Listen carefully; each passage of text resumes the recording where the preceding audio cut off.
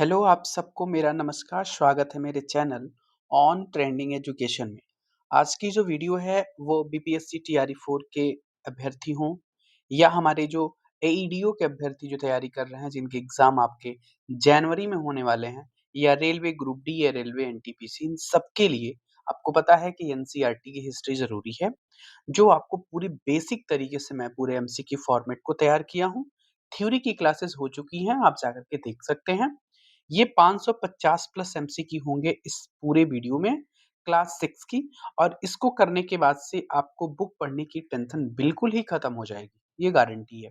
ये 550 एमसीक्यू के साथ-साथ आपको विद एक्सप्लेनेशन जो भी एक्स्ट्रा फैक्ट पॉइंट होंगे आपको उसके साथ मिलेंगे, बिल्कुल निश्चिंत रहें। तो आप लोग पहली बार चैनल पे हैं, प्लीज़ सब्सक्राइब ज़रूर कर लें। मोटिवेशन के लिए मुझे एक प्लीज़ लाइक ज़रूर दें, ठीक है? चलिए स्टार्ट करते हैं वीडियो को। आपको किसी भी प्रकार की पीडीएफ चाहिए तो ये व्हाट्सएप नंबर इस नंबर पे आप मैसेज करके जानकारी प्राप्त कर सकते हैं। देखिए आज आपकी जो वीडियो है ना ये आपको विद ट्रिक के साथ मिलेगा, लेकिन अगली बार से जो वीडियो आएगी उसमें आपको किसी भी ऑप्शन में टिक नहीं मिलेगा। मैं आपको बताऊंगा इसमें इसमें पूरा एक्सप्लेनेशन आपको एक प्रकार से जो ये कंटेंट है कंटेंट आप एक बार अच्छे से देख लीजिए। बहुत अच्छा कंटेंट, बहुत मजा आएगा आपको। ठीक है ना? चलिए पहला जो चैप्टर है हमारा, इस चैप्टर का नाम है प्रारंभिक कथन। क्या, कब, कहाँ और कैसे, ये चैप्टर का नाम है। तो पहले क्वेश्चन से हम शुरुआत करते हैं। पहला क्वेश्चन आपके सामने है, ध्यान दें। कह रहा है कि अतीत के बारे में हम क्या जान सकते हैं?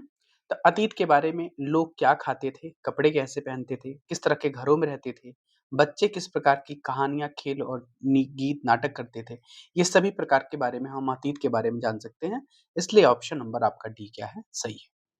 क्वेश्चन नंबर 2 है, प्रारंभिक लोग किस प्रकार का जीवन जीते थे?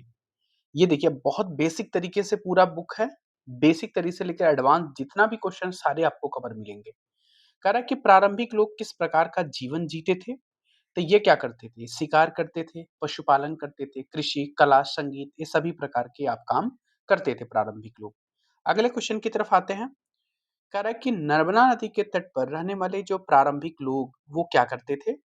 वो जंगलों से फल को इकट्ठा करते थे, जड़ें इकट्ठा करके और उनका शिकार करते थे। इसलिए ऑप्शन नंबर आपका बी सही होता है।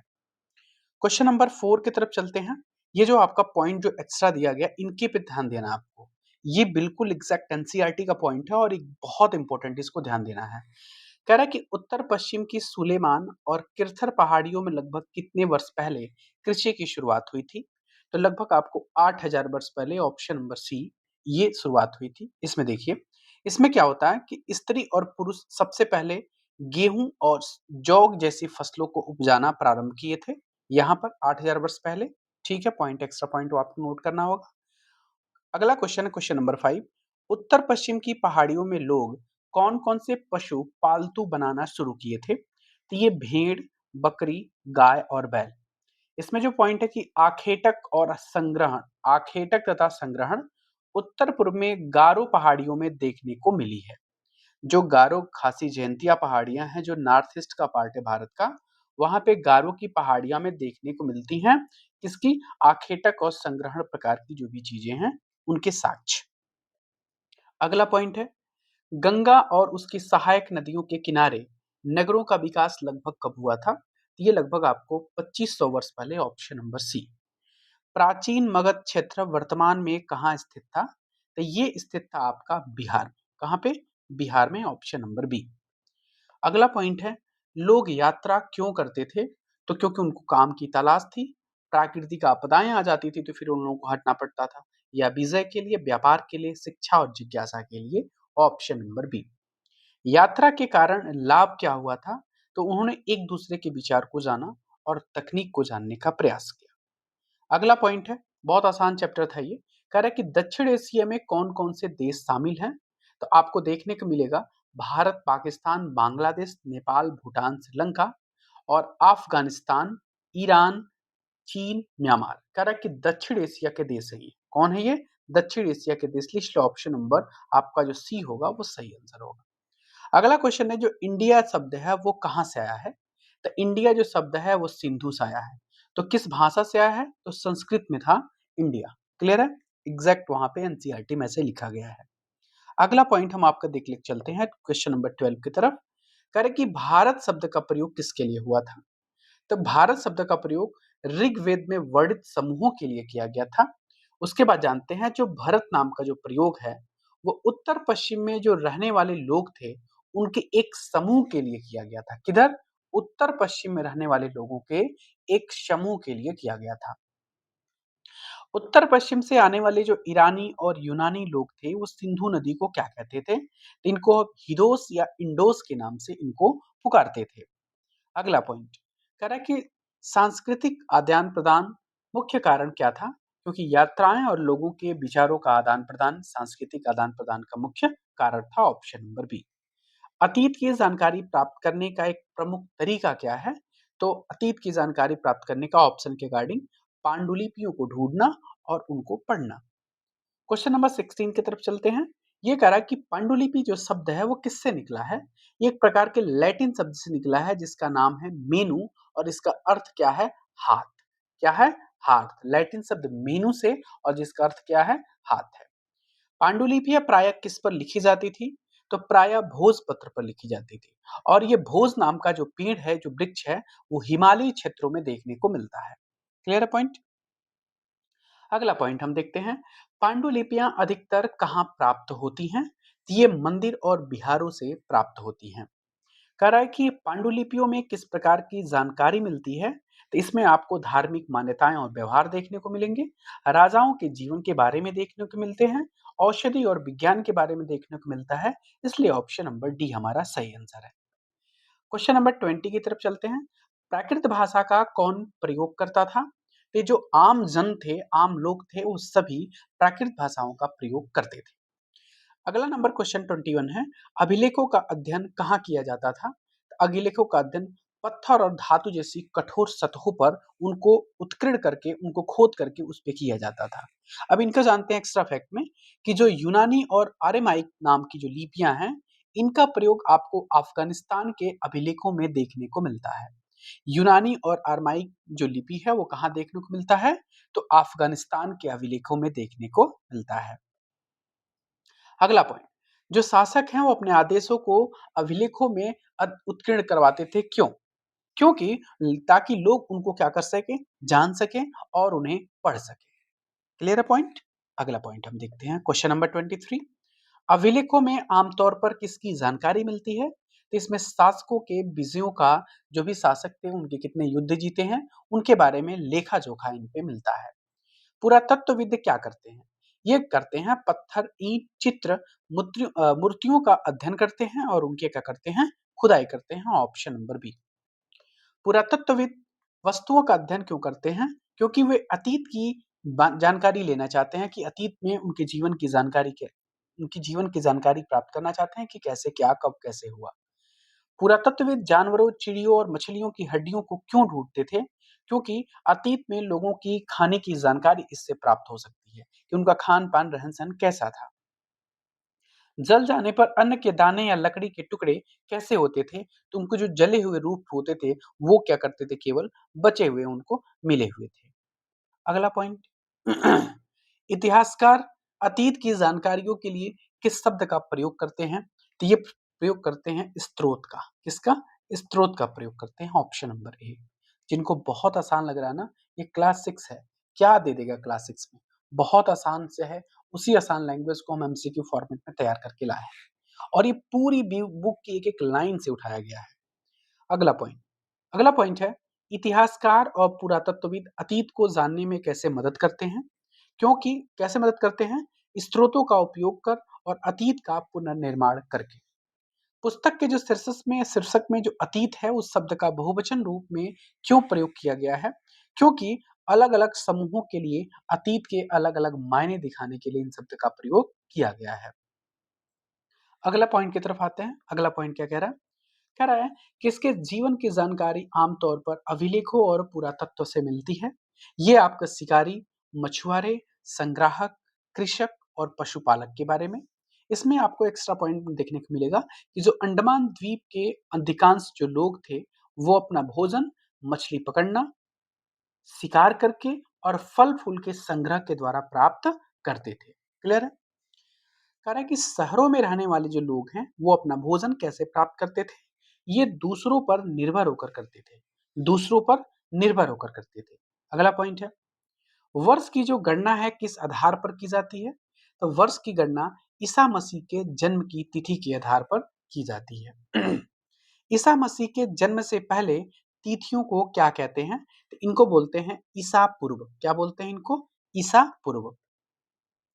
करा कि अंग्रेजी में बीसी का अर्थ क्या है? इसका अर्थ है before Christ, option number A. वहीं पे एडी का अर्थ की बात करें तो एडी का अर्थ है एनो डोमिनी, ऑप्शन नंबर बी, एनो डोमिनी। अनो डोमिनी नहीं, एनो डोमिनी। एडी और बीसी की जगह वर्तमान में किस अक्षरों का प्रयोग होता है? तो सीई, ये सीई और आपको बीसीई देखने को मिलता है, ऑप्शन नंबर ए। सीई और बीसीई का प्रयोग क्यों किया जाता है? क्योंकि विश्व के अधिकांश देशों में यह कैलेंडर सामान्य रूप से बताया जाता है, इसलिए ऑप्शन नंबर बी सही है। भारत में तिथियों के इस रूप का प्रयोग कब आरंभ हुआ था? ये लगभग 200 वर्ष पहले प्रारंभ हुआ था। बीपी के अक्षरों का तात्पर्य क्या है? इसको बोलते हैं हम क्या? Before present. क्या? Before present. कृषि का आरंभ लगभग कब हुआ था? तो लगभग 8000 साल पहले हुआ था कृषि का प्रारंभ। वहीं पे सिंधु सभ्यता के प्रथम नगर कब फले फूले? तो लगभग आपको 4700 साल वर्ष पहले फले फूले। गंगा घाटी के नगर और मगध का सबसे बड़ा राज्य लगभग कब स्थापित हुआ? तो यह स्थापित हुआ था लगभग आपको 2500 वर्ष पहले। क्लियर है पॉइंट? अगला पॉइंट हम देखते हैं।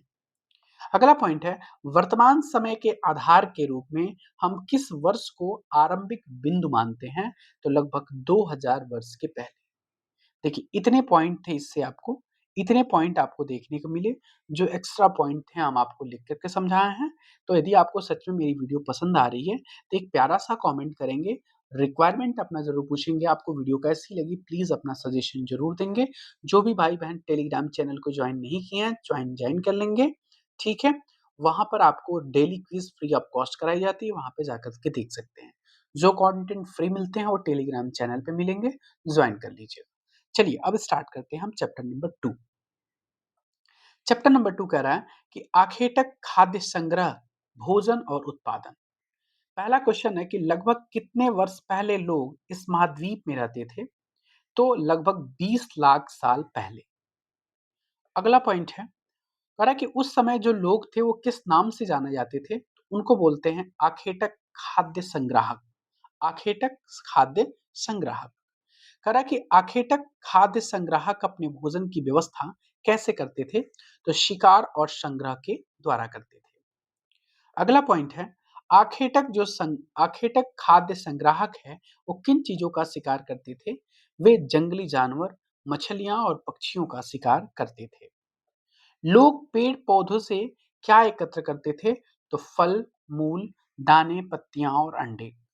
कह रहा कि आखेटक खाद्य संग्राहक लोग एक जगह पर अस्थायी रूप से क्यों नहीं रहते थे? क्योंकि उनको भोजन की तलाश में जाना पड़ता था। अगर वे एक ही जगह लंबे समय तक रहते तो क्या होता? तो वहां पे एक ही जगह पशु, पौधे खत्म हो जाते। ठीक है, अगला पॉइंट देखते हैं। अगला क्वेश्चन है कि जानवर एक जगह से दूसरी जगह क्यों जाते थे? क्योंकि चारा या शिकार को ढूंढने के लिए।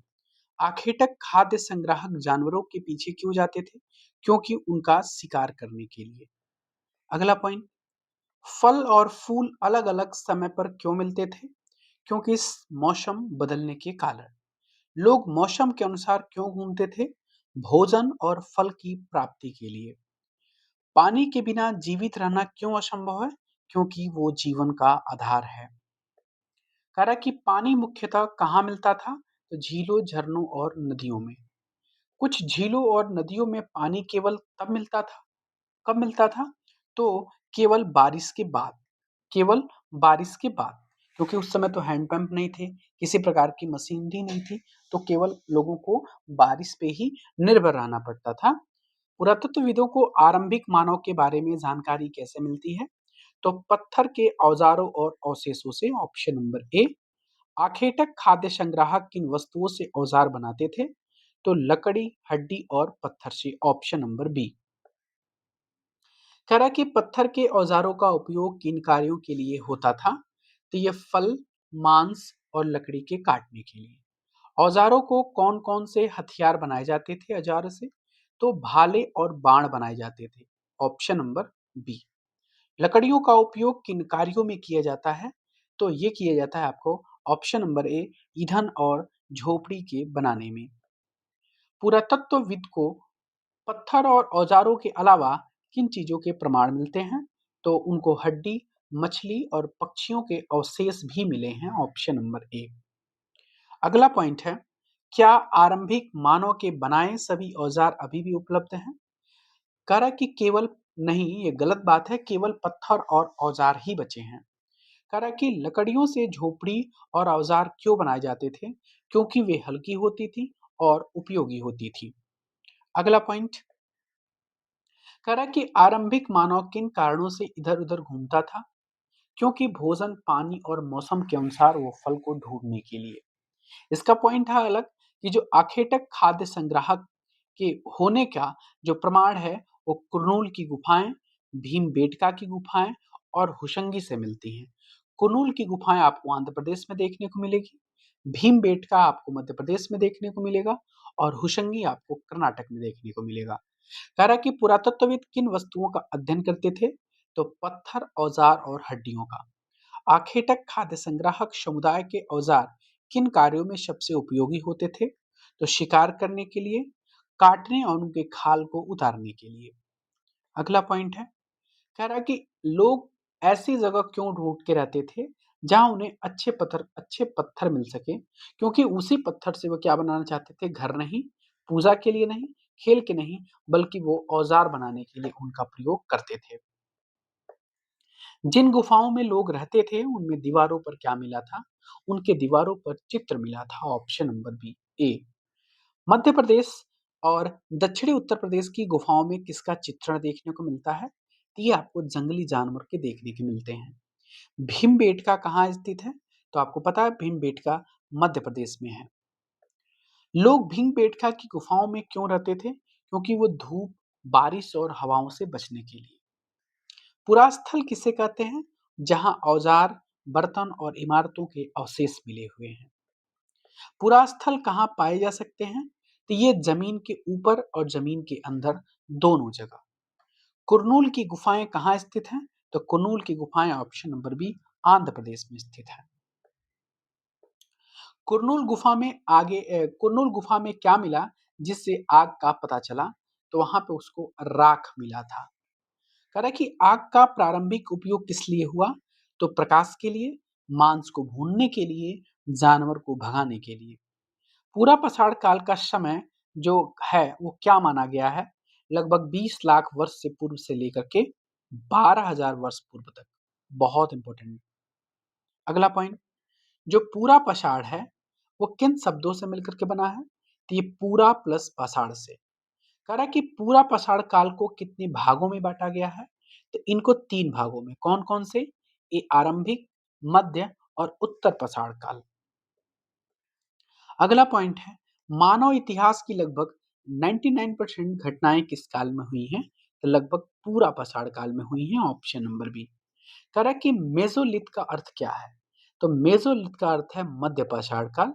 इसके बारे में क्या है कि पर्यावरणीय बदलाव देखने को मिलते हैं आपको कहाँ? मध्य पसाड़ काल में, जो 12,000 साल पहले से लेकर के 10,000 साल तक देखने को मिलते हैं। मध्य पाषाण काल के औजार किससे बनाए जाते थे? तो मध्य पाषाण काल के जो औजार थे वो केवल पत्थर के नहीं, बल्कि पत्थर, हड्डी और लकड़ी तीनों के बनाए जाते थे। अगला पॉइंट है, माइक्रोलिथ ये औजार किस लिए बनाए जाते थे? फल फूल काटना, मांस काटना, छाल उतारने के लिए, ऑप्शन नंबर ए। इसमें जो हंसिया और आरी होती थी, इसमें औजार के रूप में प्रयोग होता था, किसमें? माइक्रोलिथ एज में। नवपाषाण युग की जो शुरुआत वो मानी जाती है, वो लगभग 10,000 वर्ष पूर्व मानी जाती है। नवपाषाण शब्द का जो अर्थ है वो क्या है? वो है नया पत्थर, ऑप्शन नंबर ए। अगला पॉइंट, जलवायु में 12,000 वर्ष पहले क्या परिवर्तन आया था? तो उसमें बहुत गर्मी बढ़ी थी, ये ऑप्शन नंबर ए। जलवायु परिवर्तन से किन जानवरों की संख्या बढ़ी थी? तो उसमें आपको हिरण, बारहसिंगा, भेड़, बकरी, गाय की संख्या बढ़ी थी। लोग जानवरों की आदतें और प्रजनन को समय क्यों देखते हैं? क्योंकि शिकार और पालन के लिए। अगला पॉइंट, इस काल में भोजन का नया स्रोत क्या बना था? इसमें जो नया स्रोत बना वो मछली बनी थी। उपमहाद्वीप में कौन से अनाज प्राकृतिक रूप से उगने लगे थे? तो गेहूं, जौ और धान। लोग इन अनाजों को क्या करते थे? तो इनको भोजन के लिए बटोरते थे, मतलब कि इकट्ठा करते थे।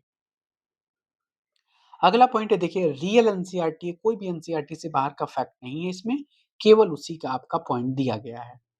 लोग धीरे धीरे किस रूप में विकसित हुए थे? तो लोग कृषक के रूप में धीरे धीरे, क्योंकि कृषि कार्य धीरे धीरे पद्धति पे आया, लोग थोड़े से पहले से ज्यादा होशियार हुए, तो वे कृषि कार्य करना ज्यादा जाने, तो उनको कृषक वर्ग में रूप में विकास हुआ। जानवरों को पालतू बनाने की शुरुआत कैसे होती है? तो उनको लुभावना देकर के, मतलब कि आसपास के क्षेत्र में उनको चारा देकर के उनको पालतू बनाया जाता था। कह रहा है कि सबसे पहले कौन सा जानवर पालतू बनाया गया? तो ये पालतू बनाया गया था कुत्ता। कुत्ते को सबसे पहले पालतू जानवर बनाया गया। बाद में उसके बाद से किन जानवरों को पालतू बनाया गया? तो भेड़, बकरी, गाय, सुअर, क्योंकि उनको भेड़ से ऊन मिल जाता था, बकरी से उनको दूध मिल जाता था, गाय से उनको दूध मिल जाता था, सुअर से उनको मांस मिल जाता था। अगला पॉइंट है, कह रहा है कि लोग पालतू जानवरों की सुरक्षा क्यों करते थे? अन्य जंगली जानवरों से बचने के लिए वो क्या करते थे? पालतू जानवरों का सुरक्षा करते थे।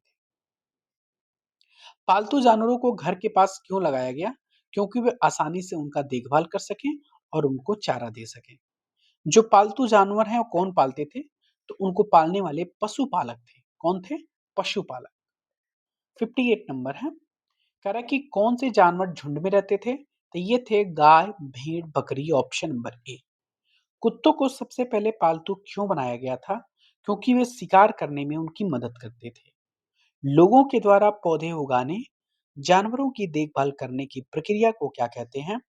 इनको बोलते हैं घरेलूकरण। ऑप्शन नंबर सी, घरेलूकरण बोलते हैं। अगला पॉइंट है, घरेलूकरण की जो प्रक्रिया है उसमें पौधे और जानवरों को क्यों चुना जाता था? क्योंकि बीमार होने की संभावना कम रहती थी। लेकिन जो पौधे चुने जाते थे वो काफी बड़े दाने वाले हों, वो चुने जाते थे। किस प्रकार के पौधों के बीज सुरक्षित रखे जाते थे? तो जो बड़े दाने वाले होते थे और मजबूत डंठल वाले होते थे। कौन से जानवर प्रजनन के लिए चुने जाते थे? तो जाहिर सी बात है, जो अहिंसक होंगे, जिनके अंदर हिंसात्मक व्यवहार नहीं होगा, और चुनिंदा इन जानवरों को प्रजनन के लिए रखा जाता था, जैसे गाय, भैंस, बकरी। ये क्या है? ये हिंसक नहीं है, अहिंसक है, और मानव के बिहेवियर में बहुत जल्दी से ढल जाते हैं। अगला पॉइंट, 67 नंबर है, घरेलूकरण की जो प्रक्रिया है वो दुनिया में कब शुरू हुई थी? वो लगभग 12,000 साल पहले शुरू हुई थी।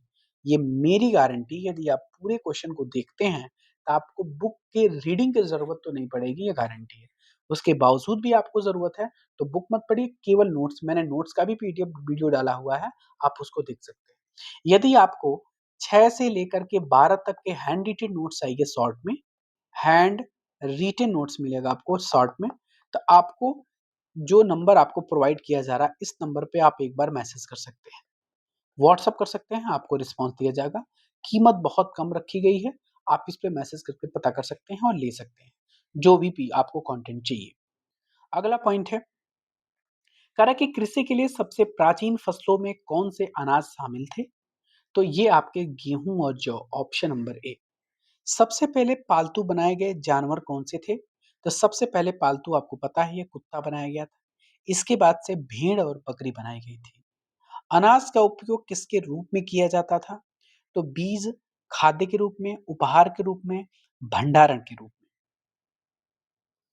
अगला पॉइंट है, पौधे के बीज पर होने वाले लोग एक ही जगह पर लंबे समय तक रहते थे क्योंकि वो बीजों की देखभाल कर सके और फसलों की सुरक्षा कर सके। जानवरों में, जानवरों से किस प्रकार के भंडारण के फायदे मिलते हैं? तो जानवरों से दूध मिल जाते थे, जानवरों से मांस मिल जाते थे, कह रहा कि आरंभिक कृषकों और पशुपालकों को साक्ष्य कहाँ पाए गए? ये पाए गए हैं पूरे उपमहाद्वीप में, ऑप्शन नंबर बी। पश्चिमोत्तर क्षेत्र में आधुनिक कश्मीर में कौन पाए गए? तो ये शुरुआती जो कृषक हैं और उनके जो पशुपालक हैं वो। अगला पॉइंट आपको देखने को मिलेगा, पुरातत्वविद जानवरों और पौधों की हड्डियों और अवशेषों का अध्ययन क्यों करते थे? क्योंकि पहचान और उपयोग का पता लगाने के लिए। अस्थायी जीवन की ओर जाने के लिए किसका निर्माण किया गया? तो ये आपका किया गया गड्ढों के नीचे गर्तावास। गड्ढों के नीचे जो घर है उनको गर्तावास, जिसके साक छाप के बुर्जहोम जो कश्मीर में देखने को मिला है। गर्तवास में किसके लिए सीढ़ियां होती थी? तो गर्तवास में प्रवेश के लिए, मतलब अंदर प्रवेश के लिए आपको गर्तवास में सीढ़ियां होती थी, उतर करके नीचे जा जाता था। घरों के अंदर और बाहर कौन सी चीज मिली है? तो लगभग आग जलाने की जगह घर के अंदर और घर के बाहर दोनों मिली है। अगला पॉइंट आपके सामने 79 नंबर, नौपाषाण युग के जो औजार है वो किस लिए विशेष थे? क्योंकि इनके धार को पॉलिश किया जाता था, ऑप्शन नंबर ए। ओखली और मूसल का जो उपयोग है वो किस लिए किया जाता था? अनाज और वनस्पति सामग्री को पीसने के लिए। नवपाषाण युग के जो मिट्टी के बर्तन है वो किसके लिए प्रयोग किए जाते थे? तो चीजों को रखने के लिए, ऑप्शन नंबर ए। अगला पॉइंट है, नवपाषाण युग में कौन सा अनाज आहार का हिस्सा बन गया था? तो चावल, गेहूं और दलहन। अगला पॉइंट है, नवपाषाण युग में कपड़े बुनने के लिए कौन से पौधे प्रयोग किए जाते थे? तो एक कपास प्रयोग किया जाता था, ऑप्शन नंबर ए। क्या यह परिवर्तन हर जगह एक साथ आया? बिल्कुल नहीं, यह समय के अकॉर्डिंग आया था, इसलिए ऑप्शन नंबर बी। अगला पॉइंट है, मेहरगढ़ कहाँ स्थित है? तो मेहरगढ़ बोलन दर्रे के पास स्थित है। अब ये बोलन दर्रा कहाँ है? बोलन दर्रा, इसके बारे में जानते हैं कि जो ईरान से जाने वाला जो सबसे महत्वपूर्ण रास्ता था ये बोलन दर्रा, और ये लगभग समतल और हरा भरा स्थान था। कौन? बोलन दर्रा। मेहरगढ़ में किसे सबसे पहले उगाया गया और पाला गया? लगभग गेहूं और जौ को सबसे पहले उगाया गया है, और सबसे पहले पाला गया है वो भेड़ और बकरी को। ठीक है। मेहरगढ़ में किस प्रकार के घर मिले हैं? तो चौकोर और आयताकार देखने को मिलते हैं। मेहरगढ़ से आपको और पॉइंट है, यहाँ से विभिन्न प्रकार के जो जानवरों की हड्डियां मिली हैं, जैसे आपको हिरण की हड्डी, सुअर, भेड़, बकरी, इन सब की हड्डी आपको मेहरगढ़ से देखने को मिलती है। प्रत्येक घर में कितने कमरे हो सकते थे? तो प्रत्येक घर में आपको दो, एक या दो कमरे, लगभग ऑप्शन नंबर बी, एक या दो कमरे आपको देखने को मिलते हैं। कब्रों में मृतकों के साथ क्या रखा जाता था? तो उनके साथ सामान या भंडारण सामग्री रखे जाते थे। यहाँ तक कि और पाया गया है कि यहाँ से एक कब्र में आपको मृतक के साथ बकरी को भी दफनाया गया था। कहाँ से? कहाँ पे?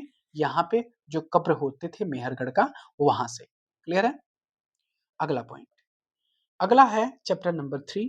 आपको सच में वीडियो पसंद आ रही है तो चैनल पे पहली बार है, सब्सक्राइब कर लें, लाइक कर दें सेशन को जरूर, दोस्तों के बीच में शेयर करना ना भूलें प्लीज, हेल्प तो हो जाएगा मेरा। आप शेयर जरूर करें, मुझे विश्वास है आप शेयर करेंगे।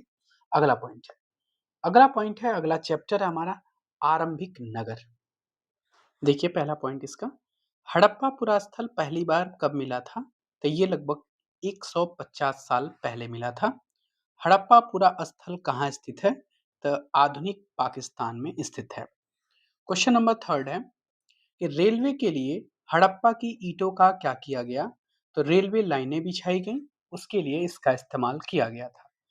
हड़प्पा नगर की खोज के बाद सभी मिलते हुए पुरास्थलों को क्या कहा गया? ये चैप्टर बहुत इंपॉर्टेंट है, ध्यान दीजिएगा एंशियंट हिस्ट्री के दृष्टिकोण से। कह रहा है कि पुरास्थलों को क्या कहा गया?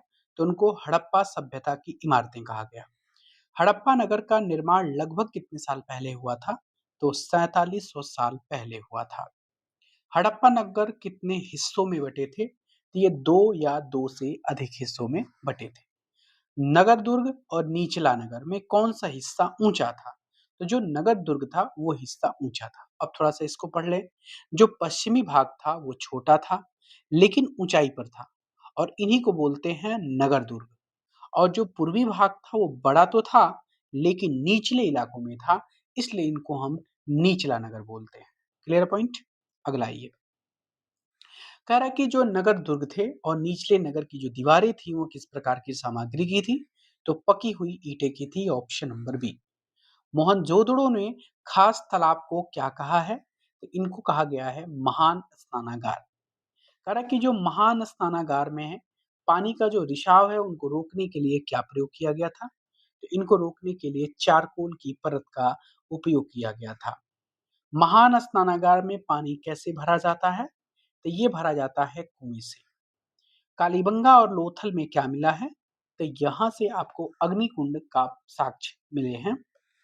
हड़प्पा सभ्यता में नगर किन क्षेत्रों में पाए गए?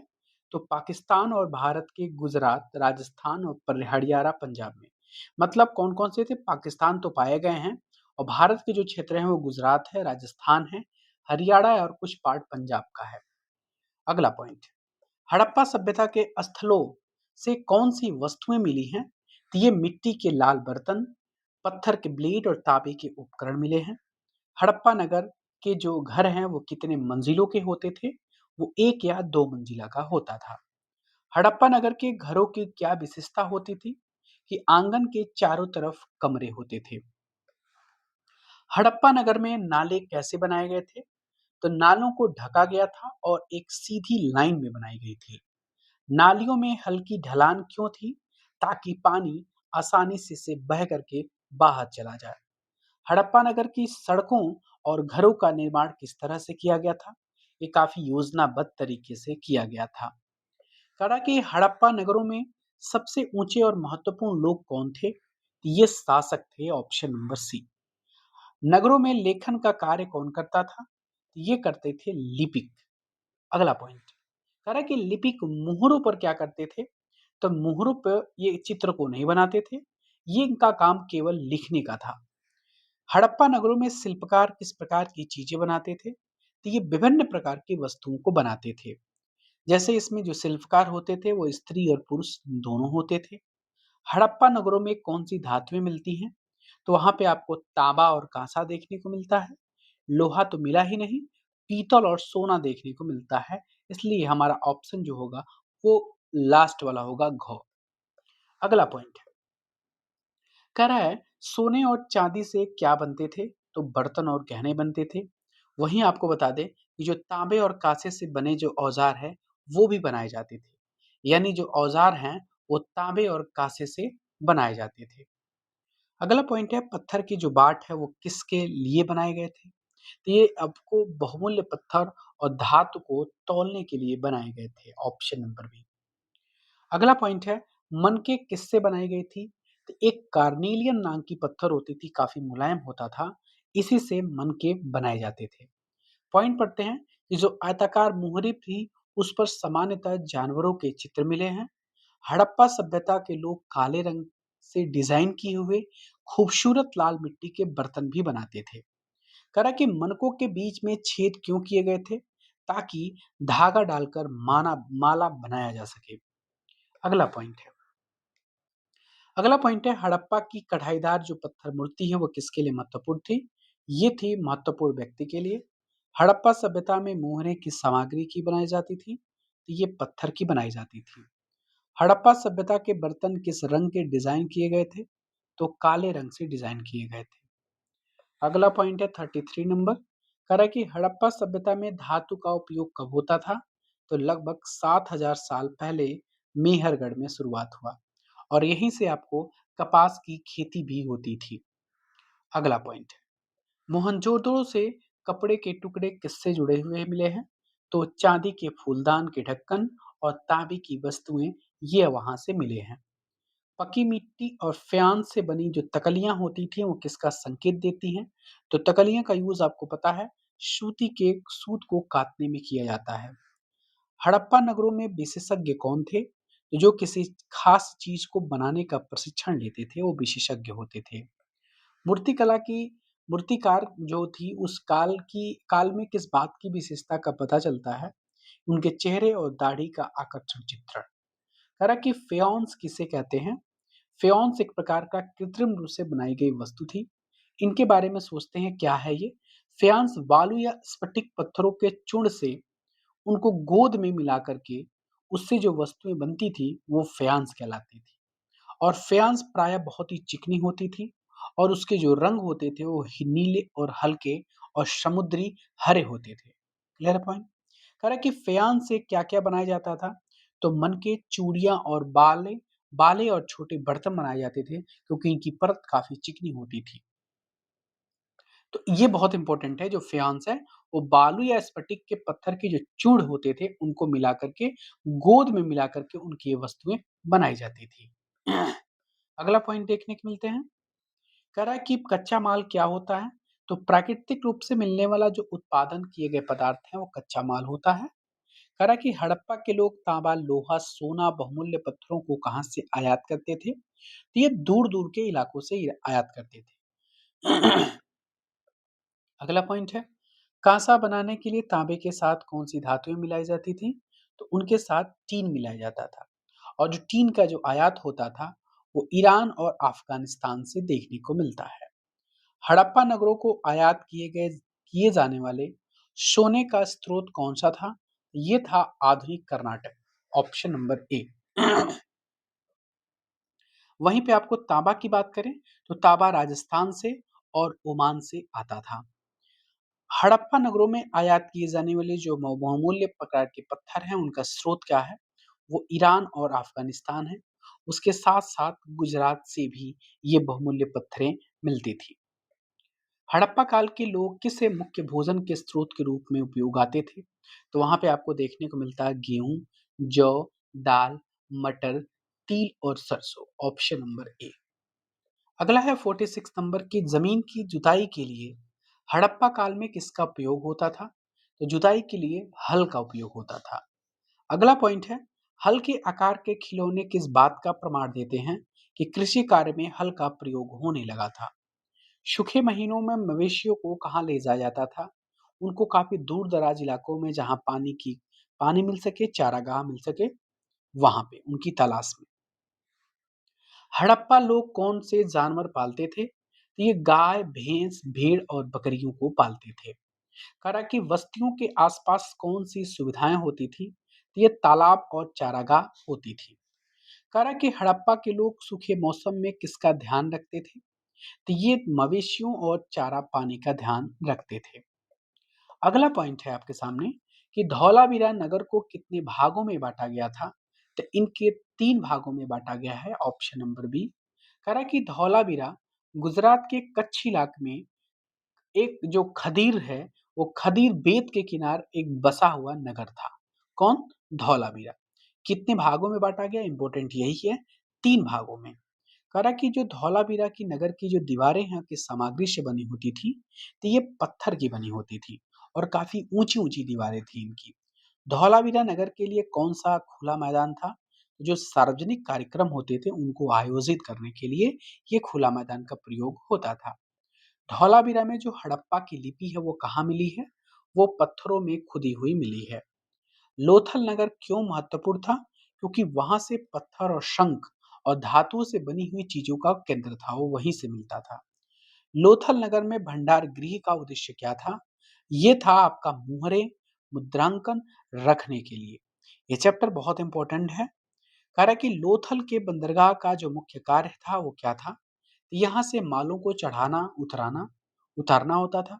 यहाँ तक कि एक और बात बोले, यहाँ पे मनके बनाने के भी काम होते थे। कच्चे माल आसानी से यहाँ पर मिल जाया करते थे। मुहर और मुद्रांकन का उपयोग करने किसके लिए किया जाता था? ये सामान की पहचान और सुरक्षित परिवहन के लिए किया जाता था। जो मुहरबंदी है वो क्या है? मुहरबंदी गीली मिट्टी पर मुहर की छाप को बनाना है। अगला पॉइंट है, हड़प्पा सभ्यता का अंत लगभग कितने साल पहले हुआ? लगभग 3900 साल पहले हुआ। हड़प्पा नगरों के अचानक छोड़ दिए जाने का एक कारण क्या हो सकता है? एक कारण नदियां सूखी हो सकती हैं या बाढ़ आना भी इसका एक कारण माना गया है। हड़प्पा का पूरा जो विनाश है, आपकी जो हड़प्पा संस्कृति का, वो बाढ़ का आना, नदियों का सूखना, ये माना गया है। हड़प्पा सभ्यता में जो जल निकास प्रणाली है वो क्या हुई? वो जल निकास प्रणाली कंप्लीटली रूप से नष्ट हो गई थी। मोहनजोदड़ो में नगर छोड़ने के बाद क्या देखने को मिला? तो वो सड़कों पर जो कचरे के ढेर थे, वो देखने को मिले। नगरों के अंत में शासकों का क्या हुआ? तो उनका नगरों के अंत में उनका जो नियंत्रण था, वो कंप्लीटली समाप्त हो गया। हमने 3 चैप्टर कंप्लीट किए हैं। यदि आपको मेरी मेहनत आपको देखने से लगता है कि मैंने अपना मेहनत मेरा कामगार है, तो प्लीज़ सेशन को एक बार ज़रूर शेयर कर दें। और चैप्टर नंबर 3 को काफ़ी ध्यान से देखना है, क्योंकि इसमें एंशिएंट का पार्ट है आपको, ठीक है? और इस एंशिएंट के पार्ट से एग्ज़ाम में ज़्यादा क्वेश्चन आए हुए हैं। अब हम आते हैं चैप्टर नंबर 4 की तरफ। चैप्टर नंबर 4 है, क्या बताती हैं हमें किताबें और कब्रें? कह रहा है कि सबसे प्राचीन वेद जो है वो कौन-सा है? तो ऋग्वेद है। ऋग्वेद की जो रचना है लगभग कितने साल पहले हुई थी? तो लगभग 3500 साल पहले देखने को मिलती है। ऋग्वेद में प्रार्थनाओं को क्या कहा गया है? इन प्रार्थनाओं को सूक्त कहा गया है। सूक्त का जो अर्थ है वो क्या होता है? तो जो अच्छी तरह से बोला गया है उनको हम सूक्त बोलते हैं। अगला पॉइंट आते हैं। कह रहा है कि ऋग्वेद के जो प्रमुख देवता हैं वो कौन थे? तो वहाँ पे अग्नि, इंद्र और सोम। वहीं पे हम आपको एक्स्ट्रा पॉइंट की बात करें तो इंद्र को युद्ध का देवता कहा गया है।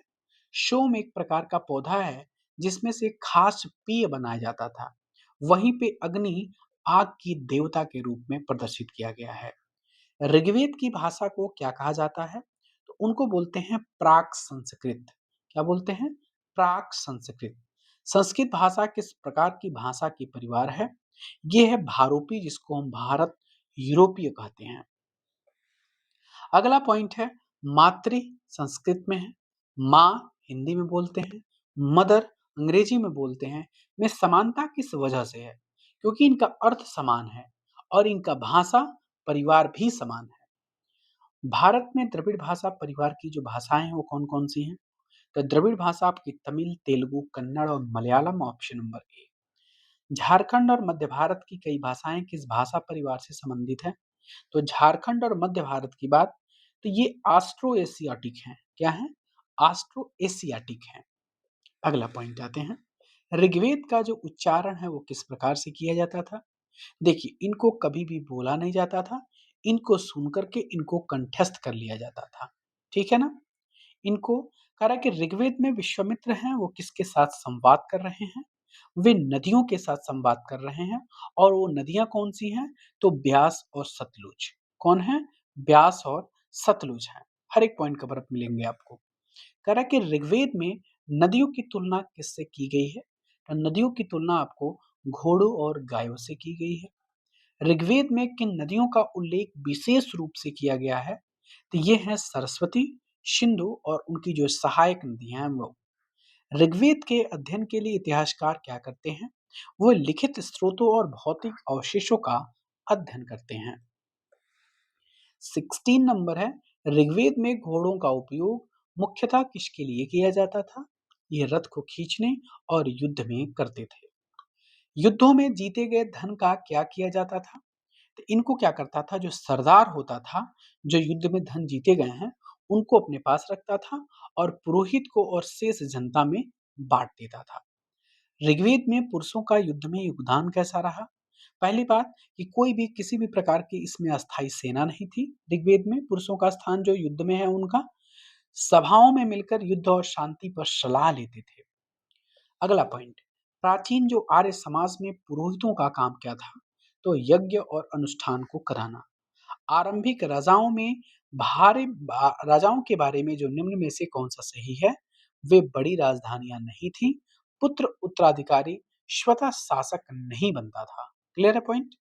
करा कि जो जन और विष है वो शब्द किसके लिए प्रयोग किया गया है? वो जनता या पूरे समुदाय के लिए किया गया है।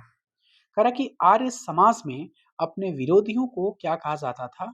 तो उनको बोलते हैं दस्यु, और इसका मतलब होता है दास। करा कि दस्यु शब्द का अर्थ क्या था?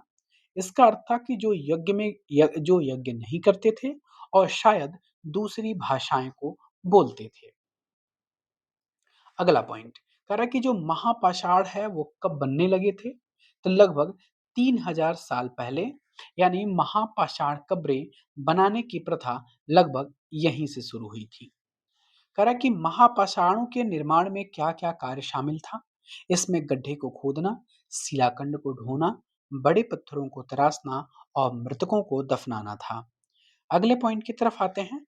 महापाषाण में मृतकों के साथ कौन सी वस्तुएं रखी जाती थी? तो इसमें आपको काले मिट्टी बर्तन रखे जाते थे, जिसको हम ब्लैक एंड रेड वेयर के नाम से भी जानते हैं। लोहे के औजार और हथियार देखने को मिलती हैं, घोड़े के कंकाल देखने को मिलते हैं, पत्थर और सोने के गहने भी देखने को मिलते हैं। इसलिए ऑप्शन नंबर आपका डी लास्ट वाला वो सही है। युद्धों में लड़ाई किन कार्डों से लड़ी जाती थी? अच्छे चारागाह के लिए, जल्दी तैयार होने वाली फसल के लिए, पानी के स्रोत और बंदी बनाने के लिए। इसलिए ऑप्शन नंबर डी सही है। कह रहा है कि हड़प्पा काल में जो हल का प्रयोग था वो किस लिए किया जाता था? तो ये फसलों की जुताई के लिए, ऑप्शन नंबर ए। हड़प्पा में लोग किस प्रकार के जानवरों को पालते थे? तो इसमें देखिए पालन के लिए आपको यहाँ पे दोनों देखने को मिलते हैं, गाय और भैंस, भेड़ और बकरी। क्लियर है पॉइंट?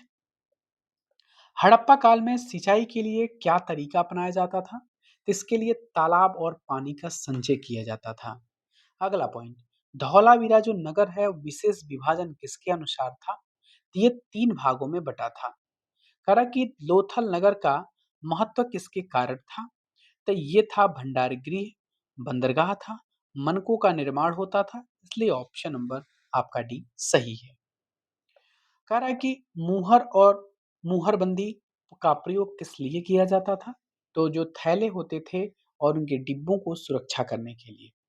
कह रहा है कि हड़प्पा सभ्यता में फेयन से कौन सी वस्तुएं बनाई जाती थी? तो मनके और चूड़ियां, बाल और छोटे बर्तन, सजावटी प्रकार की वस्तुएं बनाई जाती थी। कच्चे माल का अर्थ क्या है?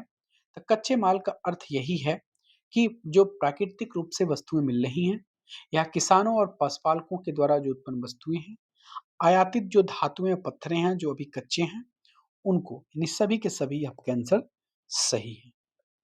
अगला पॉइंट, हड़प्पा काल में तांबे का आयात कहाँ से होता था?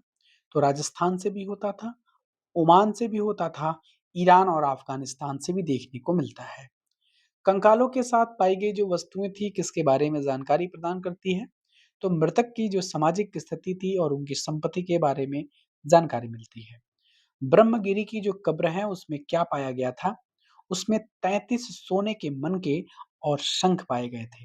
क्वेश्चन डायरेक्ट आपको एग्जाम में देखने को मिलता है कि 33 सोने के मनके और पंख कहाँ देखने को मिलता है, कहाँ किस कब्र में पाया गया था? तो ब्रह्मगिरी के कब्र में पाया गया था। ये क्लास 6 के एनसीईआरटी है। इसको लाइट में लेने की ज़रूरत नहीं है, मतलब आप इसको कम मत आँकिएगा, इससे क्वेश्चन आपको मिल सकते हैं और मिले हुए हैं। महापाषाणों में से एक से अधिक कंकाल मिलने का क्या संकेत है? ये संकेत यही है कि एक ही परिवार के लोग अलग-अलग समुदाय, अलग-अलग समय पर दफनाए गए थे। बाद में जो मरने वाले लोगों को पोर्ट होल के रास्ते कब्रों में लाया जाता था। किसके रास्ते? ये इंपॉर्टेंट है, पोर्ट होल के रास्ते। अगला पॉइंट है आपका, कह रहा है कि जो इनाम गांव है उसमें शवों को प्रायः किस दिशा में दफनाया जाता था? तो उत्तर दिशा में। इनाम गांव भीमा की सहायक नदी, जिसको बोलते हैं घोड़, के किनारे की जगह है। क्या है इनाम गांव कहाँ? जो भीमा नदी है उसकी सहायक नदी घोड़ है, उसके किनारे बसा हुआ ये जो क्षेत्र है वो इनाम गांव है। कह रहा कि किस प्रकार के बर्तन मृतक के पास रखे जाते थे? तो जो खाने और पानी के लिए जो बर्तन हैं वो रखे जाते थे। कह रहा कि बच्चों और बच्चियों के कंकाल में अंतर कैसे पहचाना जाता था? तो हड्डियों के आकार को देख करके। कंकाल का जो लिंग है पहचानने का सबसे विश्वसनीय तरीका हड्डियों की जांच करने से पता चलता है। महिलाओं की हड्डियों में विशेषता क्या थी? कि जो कटी प्रदेश और कूल्हा है वो पुरुषों से उनका बड़ा होता था। चरक ने मनुष्य के शरीर में कितनी हड्डियां बताई हैं? लगभग 360, चूंकि 206 होती हैं, उन्होंने कितना बताया था? 360 बताया था। चरक ने इतनी विस्तृत जानकारी शरीर के बारे में कैसे इकट्ठा की होगी? उन्होंने हड्डियों का परीक्षण किया होगा, शरीर का निरीक्षण किया होगा, इसलिए उनको इस प्रकार से मिला। इनाम गांव में पुरातत्वविदों को किन फसलों की बीजें बीजें मिलती हैं? देखिए, कई कई ऑप्शन में तिल हटा देता है, तिल भी है, गेहूं, जौ, चावल, दाल, बाजरा और मटर, ये सभी के सभी फसल के बीज मिले हैं। अगला पॉइंट, इनाम गांव में पाई गई जानवरों की हड्डियों में कौन कौन से शामिल हैं? तो ये सभी के सभी शामिल हैं। कह रहा है कि इनाम गांव के लोगों के द्वारा इकट्ठा किए गए फलों में क्या शामिल था? इसमें बेर, आंवला और जामुन खजूर शामिल थे। आम नहीं शामिल था, नींबू संतरा नहीं शामिल था, बेर, आंवला, जामुन, खजूर शामिल था। अगला पॉइंट देखें। कह रहा है कि इनाम गांव के लोग किस प्रकार के संसाधनों पर निर्भर थे? ये उपरोक्त दोनों कौन कौन से? कृषि और पशुपालन, शिकार और जंगल के फल, इनके पर निर्भर थे। अगला पॉइंट है, हम अगला चैप्टर है, चैप्टर नंबर 5, राजा, राज्य और उनके प्राचीन गणराज्य। चलिए, जिसका पहला क्वेश्चन आपके सामने है। कह रहा है कि लगभग 3000 साल पहले लोग राजा कैसे बनते थे? तो अश्वमेध यज्ञ कराते थे और इसी यज्ञ के द्वारा उनको यज्ञों में प्रतिष्ठित होते थे। ये अश्वमेध यज्ञ में कौन सा जानवर मुख्य होता था? तो इसमें घोड़ा होता था। यज्ञ में, अश्वमेध जो यज्ञ था उसमें यदि किसी अन्य राजा को घोड़ा रोका तो उसे क्या होता था? उसे उस यज्ञकर्ता वाले राजा से लड़ाई करनी होती थी।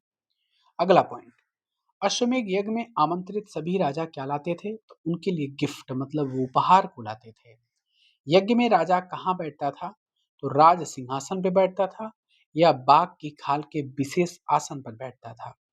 युद्ध क्षेत्र में राजा का जो सहचर होता था वो कौन होता था? तो सारथी होता था, जो रथ को चलाता था।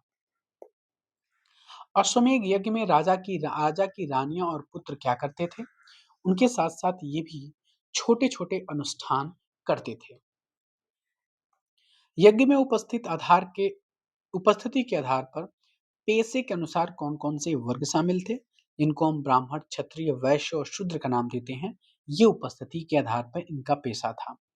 कह कि ब्राह्मणों का जो काम था वो क्या था? तो ये वेदों और वेदों का अध्ययन अध्यापन करना और यज्ञ को करना था। वहीं पे क्षत्रियों का काम क्या था? तो युद्ध करना और लोगों की रक्षा करना। वैश्य का काम क्या था? खेती, पशुपालन और व्यापार को करना। शूद्रों का काम क्या था? अन्य ये 3 वर्ग थे, उनकी सेवा करना। अगला पॉइंट है, चित्रित धूसर पात्र किसके लिए उपयोग किए जाते थे? तो जो खास मौके पर जो महत्वपूर्ण लोग थे उनके भोजन को परोसने के लिए।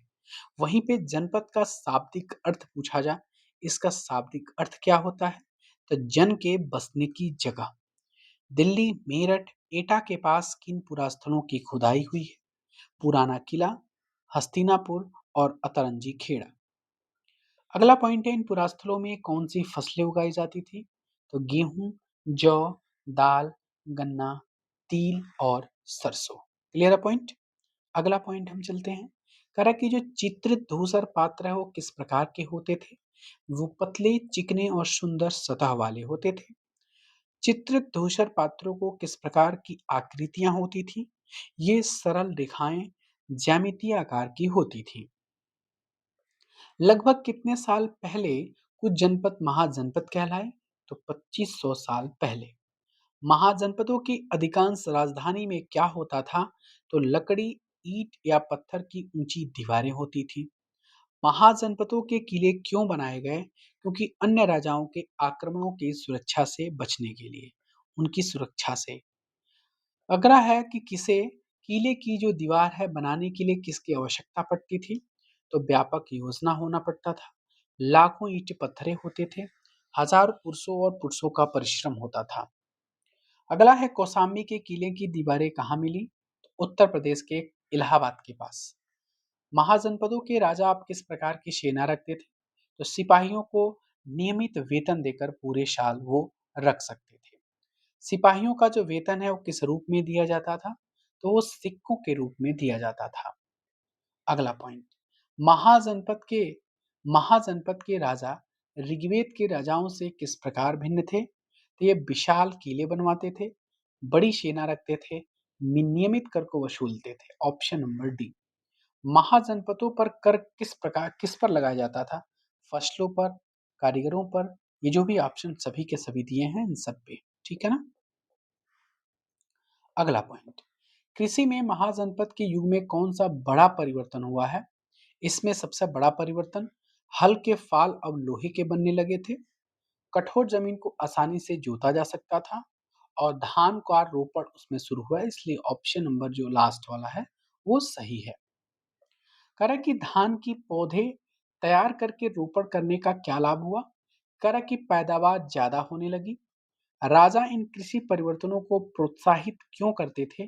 क्योंकि अधिक उपज और साम्राज्य की समृद्धि के लिए करते थे। मगध जनपद की जो प्रमुख नदियां हैं वो गंगा और सोन है। मगध की नदियां किस कार्य के लिए महत्वपूर्ण थी? तो यातायात, जल वितरण और जमीन को उपजाऊ बनाने के लिए। मगध के जंगलों में पाए जाने वाले जो हाथियों का उपयोग है वो किस लिए होता था?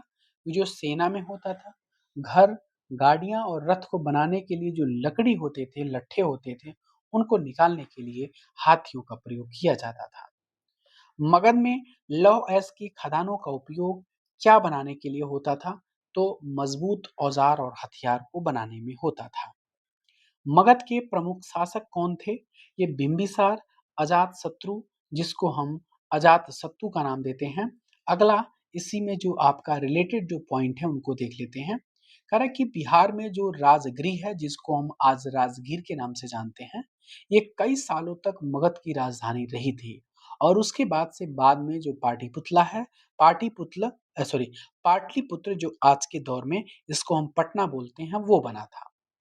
अगला पॉइंट कह रहा है, मेसिडोनिया का जो राजा सिकंदर है वो भारत के किन हिस्सों तक पहुंचा था?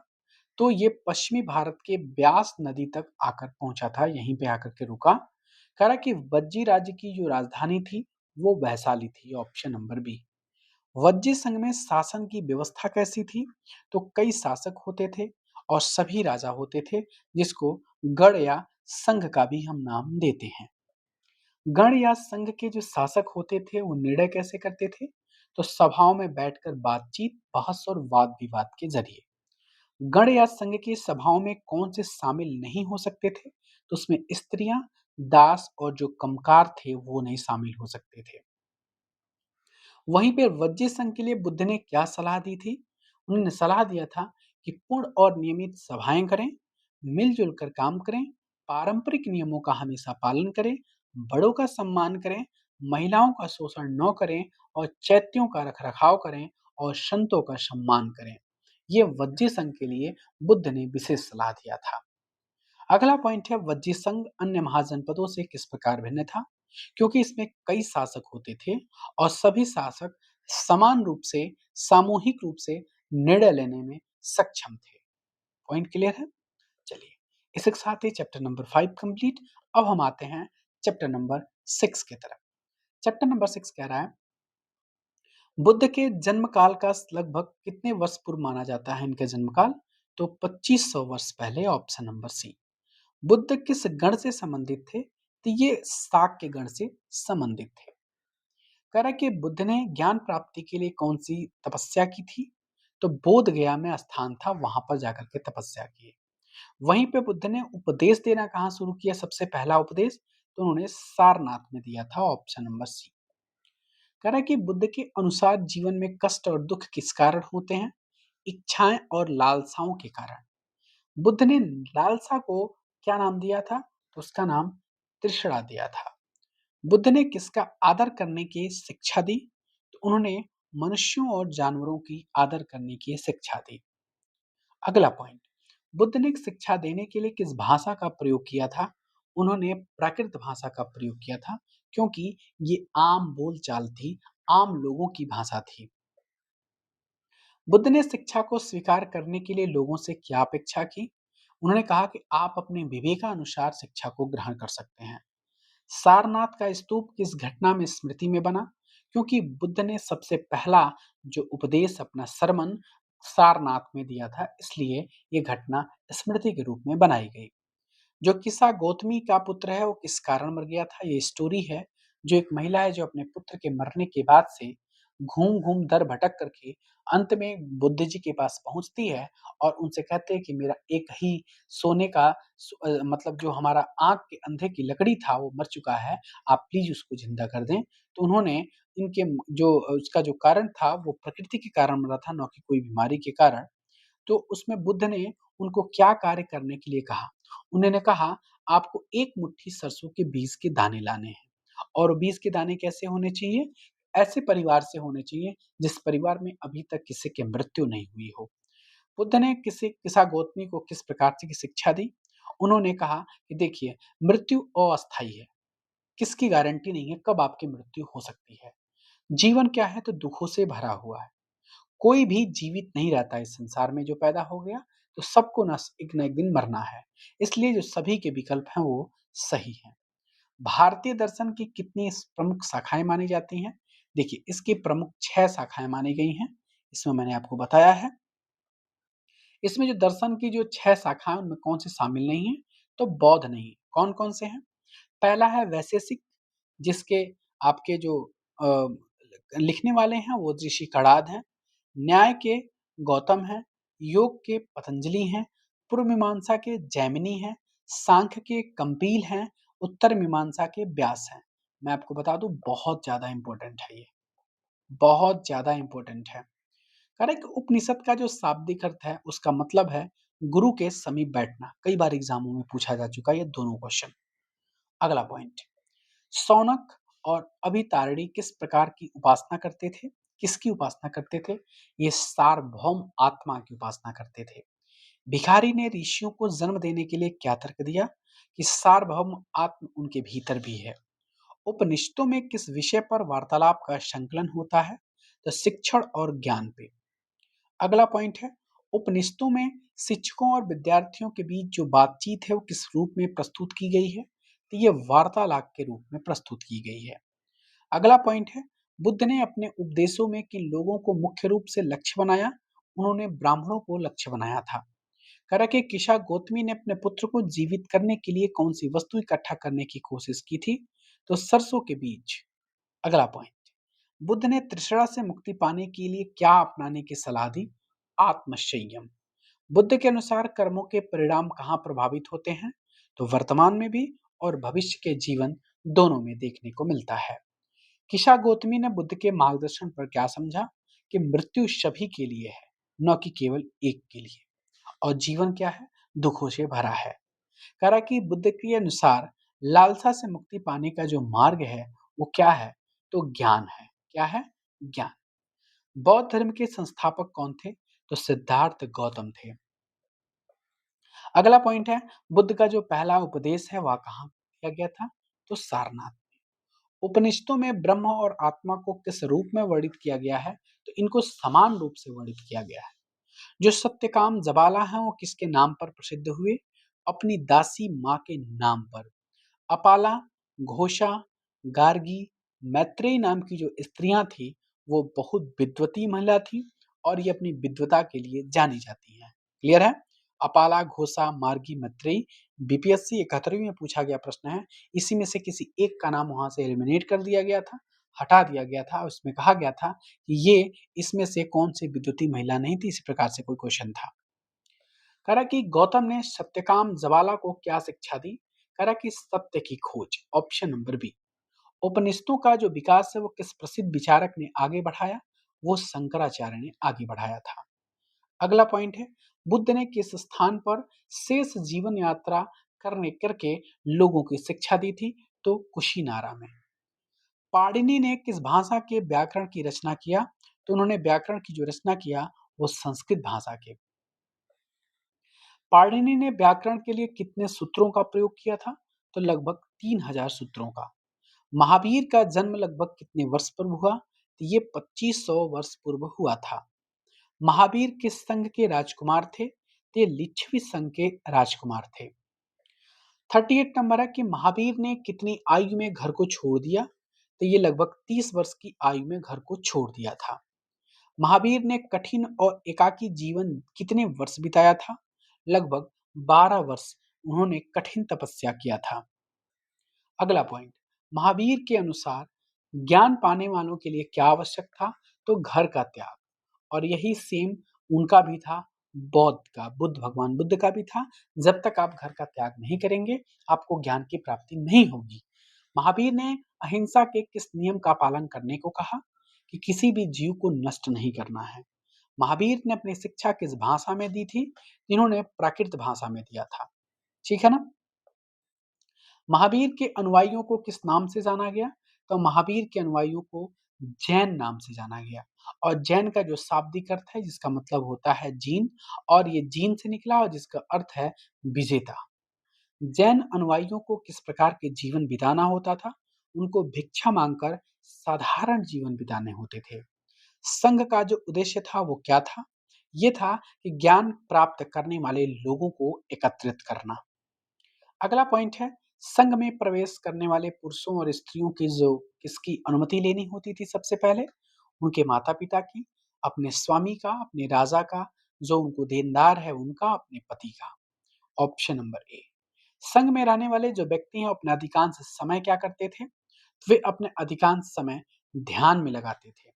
जो जैन धर्म की जो शिक्षाएं हैं जो वर्तमान में उपलब्ध हैं इस समय, वो लगभग 1500 वर्ष पूर्व गुजरात में वल्लभी नामक स्थान पर लिखी गई हैं। जो अभी जैन धर्म में शिक्षाएं दी जाती हैं, ये शिक्षाएं की जो प्रेरणा है वो गुजरात के वल्लभी नामक स्थान से ली गई हैं। संघ में रहने वाले पुरुष और स्त्रियों को क्या कहा जाता था? तो भिक्षु और भिक्षुणी का नाम देते हैं। संघ में प्रवेश करने वाले जो लोग थे वो कौन-कौन से शामिल थे? ब्राह्मण, क्षत्रिय, व्यापारी, मजदूर, नाई, गणिकाएं, दास। महावीर और बुद्ध दोनों का एक ही मानना था कि सच्चे ज्ञान की प्राप्ति घर त्याग है, यानी घर त्यागने से सच्चे ज्ञान की प्राप्ति होती है। बिहार किस लिए बनाए जाते थे? तो बिहार अस्थायी निवास और ध्यान के लिए। अगला पॉइंट है कि संघ में रहने वाले जो बौद्ध भिक्षु हैं उनके लिए बनाए गए जो नियम है वो विनय पिटक में है। तो विनय पिटक का संबंध किस धर्म से है? तो बौद्ध धर्म से है। ठीक है ना? प्रारंभिक जो बिहार है वो कैसे बनाए जाते थे? तो ये बनाए जाते थे लकड़ी या पहाड़ी को काट करके। इसका एक एग्जाम्पल आपको कार्ले गुफा देखने को मिलती है। ये आपके महाराष्ट्र में है। क्लियर है? कह रहा है कि बिहार के निर्माण के लिए भूमि कौन देता था? तो जिनके पास भूमि होगा जैसे व्यापारी, राजा, भूस्वामी। बिहार में रहने वाले जो भिक्षु और भिक्षुणी हैं किस प्रकार की शिक्षा देते थे? ये आम लोगों को देते थे। महायान बौद्ध धर्म की जो मुख्य विशेषताएं हैं वो क्या हैं? कि मूर्तियों में बुद्ध की उपस्थिति और बोधिसत्व में इनकी आस्था थी। और मैं आपको बता दूं कि जो महायान के द्वारा जो बुद्ध की प्रतिमाएं हैं वो बनाई गई थी। ठीक है? और जो अधिकांशतः कहाँ पे? मथुरा और तक्षशिला में देखने को मिलती हैं। बोधिसत्व किसे कहते हैं? बोधिसत्व जो ज्ञान की प्राप्ति के बाद ध्यान को रखते हैं, जो लोगों को शिक्षा देने और मदद करते हैं। इसलिए ऑप्शन नंबर सी सही है। बौद्ध धर्म का जो प्रसार है वो किन क्षेत्रों में होता है? तो इनका प्रसार पश्चिमी और दक्षिणी क्षेत्रों में देखने को मिलता है। वहीं पे जो थेरवाद की बात करें हम, तो थेरवाद बौद्ध धर्म के किस क्षेत्र में प्रचलित है? तो दक्षिण पूर्व एशिया में। दक्षिण पूर्व एशिया में जैसे आपका श्रीलंका, म्यांमार, थाईलैंड, इंडोनेशिया में देखने को मिलता है कौन? थेरवाद बौद्ध धर्म। कह रहा है कि तीर्थयात्री कौन होते थे? प्रार्थना के लिए जो पवित्र स्थानों की यात्रा करने वाले जो स्त्री पुरुष होते थे वो होते थे। प्रसिद्ध चीनी यात्री कौन थे? जैसे फाशियन हो गए, स्वैनसांग हो गया, इत्सिंग, ये सभी चीनी यात्री थे। कह रहा है कि तीर्थयात्री अपनी यात्राओं में क्या लिखते थे? उन्होंने अपनी यात्राओं का वर्णन किया था और उनके समय में जो कठिनाइयां होती थी वो लिखते थे। अगला पॉइंट है, नालंदा शिक्षा केंद्र कहाँ स्थित है? तो ये है आपका बिहार में है। नालंदा में छात्र द्वारपाल से अनुमति कैसे पाते थे? मतलब जो छात्र होते थे वो एंट्री करने से पहले उनको द्वारपाल से होकर के गुजरना पड़ता था। और वे अनुमति कब देते थे? जब उनके प्रश्नों का सही सही उत्तर वो दे देते थे तो द्वारपाल अंदर एंट्री करने देता था। और उनके जो क्वेश्चन होते थे बहुत टफ होते थे। लगभग 10 में 7 लोग तो नहीं बता पाते थे। सोच लीजिए। जीवन के कितने आश्रम माने गए हैं? तो जीवन के लगभग 4 आश्रम आपको देखने को मिलते हैं। वहीं पे बात किया गया है कि ब्रह्मचर्य आश्रम में क्या अपेक्षित था? कि सादा जीवन जिया जाए और वेदों का अध्ययन करना है। गृहस्थ आश्रम में व्यक्ति क्या करता था? तो वो विवाह करके गृहस्थ जीवन को जीता था। वहीं पे वानप्रस्थ आश्रम में क्या होता था? तो वानप्रस्थ आश्रम में व्यक्ति क्या करता था? जंगल में साधना करता था। अगला पॉइंट है, अगला चैप्टर है हमारा चैप्टर नंबर 7, जो हमारा है राज्य से साम्राज्य तक। क्लियर है? चलिए देखते हैं इसका पहला पॉइंट। इसका पहला पॉइंट है, अशोक के स्तंभ और शेरों का इतिहास कहाँ से शुरू होता है? तो सारनाथ से। अशोक के जो शिलालेख हैं वो किसके निर्देश पर बनाए गए थे? तो अशोक के शिलालेख अशोक के निर्देश पर। मौर्य साम्राज्य की जो स्थापना है वो किसने किया था? तो चंद्रगुप्त मौर्य ने किया था, लगभग 2300 साल पहले। अगला पॉइंट, चंद्रगुप्त की सहायता किसने किया था? तो कौटिल्य या चाणक्य, दोनों एक ही नाम है इसलिए दोनों का विकल्प सही है। मौर्य साम्राज्य की जो राजधानी थी वो कौन-सी थी? तो ये पाटलिपुत्रा था, जिसको बाद में उज्जैन, तक्षशिला भी इनकी राजधानी रही है। मौर्य वंश के जो 3 प्रमुख राजा थे, वो चंद्रगुप्त मौर्य, बिंदुसार और अशोक हुए। अगले पॉइंट की तरफ आते हैं। साम्राज्य और राज्य में जो अंतर था, वो साम्राज्य बड़े होते हैं और अधिक संसाधनों की उनको जरूरत पड़ती थी। साम्राज्य में जो कर इकट्ठा करने के लिए किसकी आवश्यकता होती थी? तो उनको ज्यादा से ज्यादा अधिकारी वर्ग की जरूरत होती थी। मौर्य साम्राज्य का जो प्रशासन है वो किस तरह से किया जाता था? उन पे सीधे सम्राट का सभी क्षेत्रों पे नियंत्रण होता था। अगला पॉइंट, क्वेश्चन नंबर 10 कह रहा है कि प्रादेशिक राजधानियों में से शासन का जो तरीका था वो क्या था? वो स्थानीय परंपराओं और नियमों के अनुसार था। प्रादेशिक केंद्रों के बीच साम्राज्य का जो नियंत्रण था वो किस पर आधारित है? वो मार्गों और नदियों पर आधारित है। नजराना क्या है? नजराना अनियमित रूप से जो वस्तुएं इकट्ठा की जाती थी उनको हम नजराना बोलते हैं।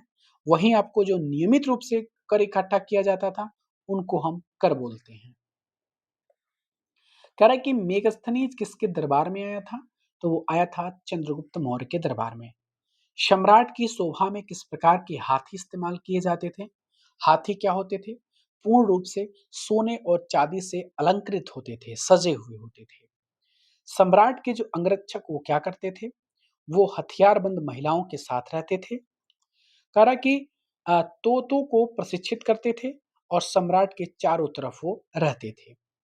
अगला पॉइंट, सम्राट अपने भोजन से पहले क्यों विशेष नौकरों को खाना चखने को बोलते थे? क्योंकि उनको विष को हमेशा लगता था कि उन पे जहर हो सकता है, इसलिए विष से खतरे से बचने के लिए और या कोई भी और खतरा हो उस भोजन से, उनसे बचने के लिए इनको चखने के लिए दिया जाता था। कह रहा कि पाटलिपुत्र विशेष बुर्ज और दीवारों से घिरा होता था। तो इसमें कितने बुर्ज थे? लगभग 570 बुर्ज थे और 60 द्वार थे। पाटलिपुत्र में राजा का जो महल था वो किससे बना हुआ था? वो लकड़ी और पत्थर और ईंटों से बना हुआ था। वैसे स्पेशली रूप से लकड़ी से ज्यादा देखने को मिलता है। कह रहा है कि पाटलिपुत्र मोहनजोदड़ो से किस तरह से भिन्न था? ये बहुत बड़ा और प्राचीर से घिरा हुआ था। मौर्य साम्राज्य में विभिन्न प्रकार की जो भाषाएं थी और पोशाक थे वो क्यों थी? क्योंकि विभिन्न क्षेत्रों में लोग विभिन्न प्रकार के थे। जंगल वाले इलाके में रहने वाले जो लोग थे वो किस चीजें मौर्य पदाधिकारियों को देते थे? जैसे हाथी, लकड़ी, मधु, मोम, ये सभी चीजें मौर्य पदाधिकारियों को देते थे। अशोक के जो ज्यादातर अभिलेख हैं वो किस भाषा में हैं? वो प्राकृत और ब्राह्मी में देखने को मिलते हैं। कलिंग का जो प्राचीन नाम था वो क्या था? उड़ीसा। कलिंग का प्राचीन नाम क्या था? उड़ीसा था। कह रहा है कि कलिंग युद्ध के बाद अशोक ने क्या निर्णय लिया था कि वे भविष्य में कभी भी युद्ध नहीं करेंगे। अशोक ने कलिंग युद्ध में कितने लोग मारे जाने और बंदी बनाए जाने की सूचना दी। लगभग 1.5 लाख लोग मारे गए थे और 1 लाख लोग बंदी बनाए गए थे। कलिंग युद्ध ने अशोक के विचार में क्या परिवर्तन लाया कि वो हिंसा को समाप्त करने का निश्चय लिया और भविष्य में कभी भी युद्ध को न लड़ने का निर्णय किया। अशोक का जो धर्म था वो क्या था? उनका धर्म था कि प्रजा को अच्छे आचरण की शिक्षा देना। अगला पॉइंट, अशोक ने धम्म महामात्र जो नामक अधिकारी थे उनको क्यों नियुक्त किए थे? क्योंकि वो धम्म की शिक्षा को दे सके। ऑप्शन नंबर सी। अशोक ने अपने संदेशों में प्रचार कहाँ-कहाँ करवाया या कहाँ-कहाँ किया? सीरिया में, मिस्र में, ग्रीस में और श्रीलंका में। Option number B. अशोक ने अपनी प्रजा के लिए कौन-कौन सी सुविधाएं बनवाई? उन्होंने सड़कें बनवाए, कुएं बनवाए और विश्राम गृह भी बनवाए। अशोक के अनुसार किन बातों को अपनाना अधिक फलदायी होता है? कि दासों और नौकरों के साथ व्यवहार अच्छा किया जाए, बड़ों का आदर करिए और सभी जीवों पर दया करिए। Option number B. अशोक के जो संदेश हैं वो आज भी क्या प्रासंगिक संदेश हैं? ये प्रासंगिक संदेश ये हैं कि दूसरे धर्मों का भी आदर करना चाहिए, केवल अपने धर्म का पालन ही करना जरूरी नहीं है, आप दूसरे धर्मों का भी आदर करें। ब्राह्मी लिपि का आधुनिक भारत में क्या महत्व है? कि सभी भाषाएं विकसित हुई थी। अगला पॉइंट, अशोक ने युद्ध से वितृष्णा क्यों अनुभव की? क्योंकि युद्ध में जो लोग मारे जाने और बंदी बनाए जाने के बाद से उनको बहुत दुख हुआ था। ठीक है ना? इसके बाद से हम आते हैं अब चैप्टर नंबर 8। प्लीज़ वीडियो को शेयर ज़रूर कर दें, एक मोटिवेशन के तौर पर लाइक ज़रूर कर दें और आपके सामने एक हाइप का ऑप्शन दिख रहा होगा, प्लीज़ हाइप ज़रूर कर दें। अगला पॉइंट है गाँव, शहर और व्यापार। पहला क्वेश्चन इसका है, लोहे का प्रयोग इस उपमहाद्वीप में कब से शुरू हुआ था? तो ये हुआ था लगभग 3000 साल पहले। महापाषाण कब्रों में क्या मिला है? तो लोहे के औजार और हथियार मिले हैं। लोहे के औजारों में जंगल साफ करने के लिए किसका उपयोग किया जाता था? तो ये किया जाता था कुल्हाड़ी का। अगला पॉइंट है, लोहे के औजार में जुताई के लिए किसका प्रयोग किया जाता था? तो हल के फाल का। कृषि उत्पादन बढ़ाने के लिए सिंचाई में कौन-कौन से साधन अपनाए गए? इसमें नहरें, कुएं, तालाब और कृत्रिम जलाशय। अगला पॉइंट है क्वेश्चन नंबर 6, तमिल क्षेत्र में बड़े भूस्वामियों को क्या कहा जाता था? इनको वेल्लला कहा जाता था। बहुत इंपॉर्टेंट पॉइंट है ये। तमिल क्षेत्र में भूमिहीन मजदूरों को क्या कहा जाता था? इनको कैडेशियार और अधिमई कहा जाता था। वहीं पे हलवाहों को उड़वार कहा जाता था। अगला पॉइंट कह रहा है कि उत्तरी भारत में गांव का जो प्रधान था उस व्यक्ति को किसे कहते हैं? जो ग्राम भोजक होता था। ग्राम भोजक का जो पद है आमतौर पर कैसे प्राप्त होता था? आमतौर पर आनुवांशिक रूप से प्राप्त होता था। स्वतंत्र कृषक जिन्हें गृहपति कहा जाता था, वे कौन थे? वे छोटे किसान थे। गांव में कौन-कौन से शिल्पकार रहते थे? तो वे लोहार, कुम्हार, बढ़ई, बुनकर। तमिल की जो प्राचीनतम रचनाएं थी उनको क्या कहा जाता है? उनको संगम साहित्य कहा जाता है। संगम साहित्य की जो रचना है वो कितने साल पहले हुई थी? वो लगभग 2300 साल पहले हुई थी। आहत सिक्कों में किस प्रकार की धातु का प्रयोग होता था? तो ये चांदी या तांबा का। आहत सिक्कों पर क्या लिखा होता था? आहत सिक्कों पर किसी भी कोई भी चिन्ह उससे ठप्पे बनाए जाते थे। कह रहा है कि व्यापारियों के माध्यम से नमक का जो विनिमय है वो किस चीज के लिए किया जाता था? तो विभिन्न वस्तुओं और अनाजों के लिए। वहीं पे मथुरा किस कारण महत्वपूर्ण नगर था? वो यातायात और व्यापार के मुख्य रास्तों पर होने के कारण। वैसे कहा जाए धार्मिक कारण था, लेकिन केवल केवल का ऑप्शन लगा दे इसलिए गलत हो गया है। अगला पॉइंट, मथुरा में किन किन धर्मों के केंद्र थे? तो मथुरा में आपको बौद्ध विहार और जैन मंदिर दोनों थे। उसके साथ साथ हिंदू मंदिर भी थे, जैसे आपके भगवान श्री कृष्ण के। जैसे मथुरा 200 साल पहले कुषाणों की राजधानी हुआ करती थी। मथुरा में किस प्रकार के लोग दान करते थे? तो जैसे राजा होते थे, रानी, अधिकारी, व्यापारी और शिल्पकार, ये लोग क्या करते थे? दान देते थे। मथुरा के व्यवसायियों में कौन-कौन से शामिल थे? ऑप्शन नंबर ए ये सब लोग। कह रहा है कि उत्तरी काले चमकीले पात्र किसके लिए प्रसिद्ध थे? ये मिट्टी के बर्तन के लिए प्रसिद्ध थे। उत्तरी जो काले चमकीले पात्र हैं वो किस प्रकार के बनाए जाते थे? तो मिट्टी को उच्च तापमान की भट्ठी में रखकर। कह रहा है कि जो शिल्पकार तथा व्यापारी थे, इनके संघ को हम श्रेणी कहते हैं। क्या कहते हैं? श्रेणी। सूत काटने और बुनने के नियम किस ग्रंथ में वर्णित हैं? ये आपके अर्थशास्त्र में वर्णित हैं। सूत की कताई और बुनाई में किन लोगों को लगाया जा सकता था? इनको जैसे विधवा हो गई, जो सक्षम और अक्षम महिलाएं हैं, भिक्षुणियां हैं, वृद्ध वेश्याएं हैं, जो वृद्धा हो गई हैं, राजा की अवकाश प्राप्त दासियां हैं, सेविकाएं हैं, इन सबको। कह रहा है कि यदि कोई महिला पूरा काम नहीं करती थी तो उसे क्या दंड दिया जा सकता था? या तो उस पे कोई जुर्माना लगाया जाता था या तो उसके अंगूठे को भी काटा जा सकता था। Option number C. कह रहा है कि तमिल भाषा के लिए प्रारंभ में किस लिपि का प्रयोग होता था? तो ब्राह्मी, जिसको हम तमिल ब्राह्मी का नाम देते हैं। अरिकामेडु जो पुद्दुचेरी में है, पुद्दुचेरी का नाम था, वो किसके लिए प्रसिद्ध था? एक पत्तन और गोदाम के लिए। अरिकामेडु में किन वस्तुओं को संग्रहित किया जाता था? तो उसमें शराब, तेल आदि तरल पदार्थ। और इनको एक एम्फोरा नाम का पात्र होता था। क्या नाम था? एम्फोरा। जैसे पात्रों में रखा जाता था। एम्फोरा में दोनों तरफ से पकड़ने के लिए हत्थे लगे होते थे। अगला पॉइंट, कुछ बर्तन जिनका डिजाइन रोम का था किंतु भारत में बनाए गए थे, उनके लिए कौन कौन से प्रकार थे? ये थे आपके रोमन लैम्प, शीशे के बर्तन और रत्न। वहीं से बोल रहे हैं हम कि अरिका मेडू से ऑरेंटाइन जैसे एक मोहर मिली है, जिसपे लाल चमकदार बर्तन भी मिले हुए हैं। कौन है ये? ऑरेंटाइन नाम का जो मोहर है वो अरिका मेडू से मिला है, और ये लाल चमकदार बर्तन भी यहाँ से प्राप्त हुए हैं। कहाँ से? अरिका मेडू से। छोटे कुंडों का जो उपयोग है वो संभवतः किस लिए किया जाता था? तो ये कपड़ों की रंगाई के लिए। किसके लिए? कपड़ों की रंगाई के लिए। ठीक है। रोम के साथ जो संबंध है दर्शाने के लिए साक्ष्य कौन कौन से हैं? तो यही साक्ष्य हैं रोमन लैंप, शीशे के बर्तन और रत्न। बोरी गाजा जिसको हम भरूच बोलते हैं, इसकी संकरी खाड़ी में किसके द्वारा जहाज को चलाया जा सकता था?